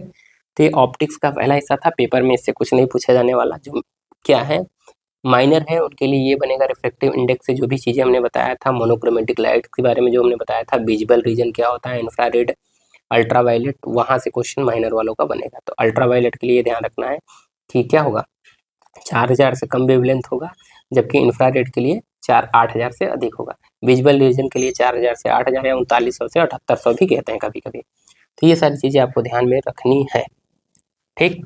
पूछ लिया जाएगा सनलाइट बताइए मोनोक्रोमेटिक लाइट है कि नहीं है, तो वो नहीं है मोनोक्रोमेटिक लाइट। ये सारी बातें आपको माइनर वालों को ध्यान रखना है, माइनर वालों को अलग से नहीं पढ़ना है, मेजर वाले का ही ध्यानपूर्वक डिफिनीशन चीज़ों को सुनना है, समझना है। लाइट का प्रकाश का निर्वात में चाल क्या होता है, वैक्यूम में कितना चाल होता है, वो सारी चीज़ें यहाँ पर नोट पॉइंट करके हम यहाँ लिख दे रहे हैं कुछ बातें, तो उसको लिखते चलिए नोट पॉइंट करके, और याद भी होना चाहिए नोट। माइनर वालों के लिए ये सारी चीज़ें क्वेश्चन बन सकते हैं। क्या, पहला कि सी क्या है, वैक्यूम में, ठीक है। इसको लिख लीजिएगा, speed of light in vacuum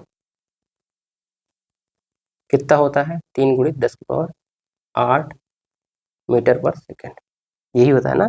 लेकिन अगर इसको बात करें तो ये क्या होता है, ये 3 जो × 10⁸ मीटर पर सेकेंड जो लिखते हैं, वो बराबर किसके होता है, ये यहाँ पर आपको हम बता दे रहे हैं एक्चुअली में कितना होता है। वो होता है 2.99792 प्लस माइनस 0.0000003, कितने जीरो, 1 2 3 4 5 5 जीरो, 3 × 10⁸ मीटर पर सेकेंड, ये होता है एक्चुअल डेटा।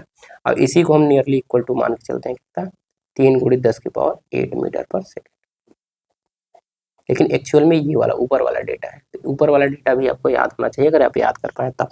नहीं याद कर पाते हैं तो कोई बड़ी बात नहीं, ठीक। लेकिन ये जरूर याद होना चाहिए कि सनलाइट मोनोक्रोमेटिक लाइट नहीं है। तो दूसरा पॉइंट ये भी लिख लीजिए कि जो सनलाइट है, sunlight not monochromatic light, chromatic light, ठीक, ये ध्यान रखना है। और कुछ भी लिखवा दें इसमें, और क्या छूट रहा है सोच लेने दीजिए, तो आपको लिखवा दें ताकि कल वाले लेक्चर में ये सब बातें डिस्कस ना करनी पड़े, सारी चीज़ें हम लोग अपने मेन पॉइंट पे आ जाते हैं। ये बता ही दिया कि स्फेरिकल सरफेस होगा तो कैसे हम लोग अभिलंब खींचेंगे। अभिलंब को इंग्लिश में क्या कहते हैं, मुझे थोड़ा सा ध्यान नहीं आ रहा है, आप लोग हमें मैसेज करके बता दीजिए। हाँ, नोट्स के बारे में बताना था ना, तो नोट्स आपको कहाँ मिलेगा ये बता दें। थर्ड, नोट्स के लिए आपको क्या करना है, एप्लीकेशन में विजय धनु एप्लीकेशन में जाके देखेंगे तो ऑल नोट्स का एक सेक्शन है। जैसे वहाँ पर क्लिक करेंगे ऑल नोट्स वाले पे, तो आपको एक कोर्स ओपन होगा, ठीक है। तो वहाँ जाके जो भी नोट्स है वहाँ से जाके first semester, second semester, third semester, आगे भी 4th 5th 6th 7th 8th तक जब भी आप रहेंगे तो उसी में सारे नोट्स आपको मिलेंगे, ठीक है। तो नोट सेक्शन में जाके आप वहाँ पे नोट्स देख पाएंगे। और कॉन्टैक्ट नंबर, कोई भी आपके पास डाउट होता है, DOUBT डाउट के लिए 88 080 23 920, ये आपके पास संपर्क सूत्र है, इसको हमेशा रखिएगा। कोई भी दिक्कत आती है यूनिवर्सिटी में, चाहे आप ISDC CMP कैंपस कहीं पर भी हैं तो आप इस पर संपर्क कर सकते हैं। चाहे पढ़ने में दिक्कत है या किसी और प्रकार की समस्या होती है जो आप किसी से नहीं बता पा रहे हैं, तो आप यहाँ पर बता सकते हैं, डिस्कस कर सकते हैं, ठीक है। चाहे कैरियर्स गाइडेंस से या कोई आपको डिसीजन लेने में दिक्कत आ रही है, घर से बहुत कभी कभी प्रेशर आ जाता है पैसे को लेकर के कि पढ़ाई छोड़नी पड़ जाती है बहुत लोगों को, तो जो भी समस्या होंगी आप डिस्कस कर सकते हैं, क्या करना है क्या नहीं करना है, तो यहाँ पर आपको अच्छे से गाइड कर दिया जाएगा, उसके बाद आप डिसीजन अच्छे से ले पाएंगे, ठीक है। तो ये सारी चीज़ें थी, बाकी नोट्स के लिए भी बता दिया गया। जो लोग लेक्चर को ले रहे हैं और उनके सहपाठी हैं जो नहीं जानते हैं, उनके साथ भी वीडियो को रीशेयर करने का प्रयास करिएगा, बताने का प्रयास करिएगा। एप्लीकेशन का नाम बता दें आपको, 5वां पॉइंट, एप्लीकेशन जो आपका है विजय धनुष लर्निंग ऐप, लर्निंग ऐप, ठीक है। जो लोग पढ़ रहे हैं उनको तो पता ही है, जो लोग नए होंगे उनके लिए तो आप लोग प्ले स्टोर से जाकर ज्वाइन कर सकते हैं। बाकी जो लोग टेलीग्राम से नहीं जुड़े हैं वो भी जुड़ जाइएगा। व्हाट्सअप चैनल से जो लोग नहीं जुड़े हैं मैसेज कर लीजिएगा इस नंबर पे, ताकि उनको व्हाट्सअप और टेलीग्राम पे जोड़ दिया जाए, ताकि कोई भी नोट्स कोई भी इन्फॉर्मेशन दिया जाए। हालांकि सेव करेंगे तो स्टेटस लगाते हैं तो आपको दिख जाता है, और लोग नहीं सेव किए हैं तो उनको थोड़ी सी समस्या आती है, ठीक है। तो चलिए आज के लिए इतना ही रखते हैं, बाकी वीडियो देखने के लिए आप सभी का बहुत बहुत धन्यवाद। बाकी मिलते हैं नेक्स्ट लेक्चर में, और जितनी बातें बताई जा रही है उसको ध्यानपूर्वक पढ़िए, याद करिए, ताकि आप अच्छा स्कोर कर पाएँ।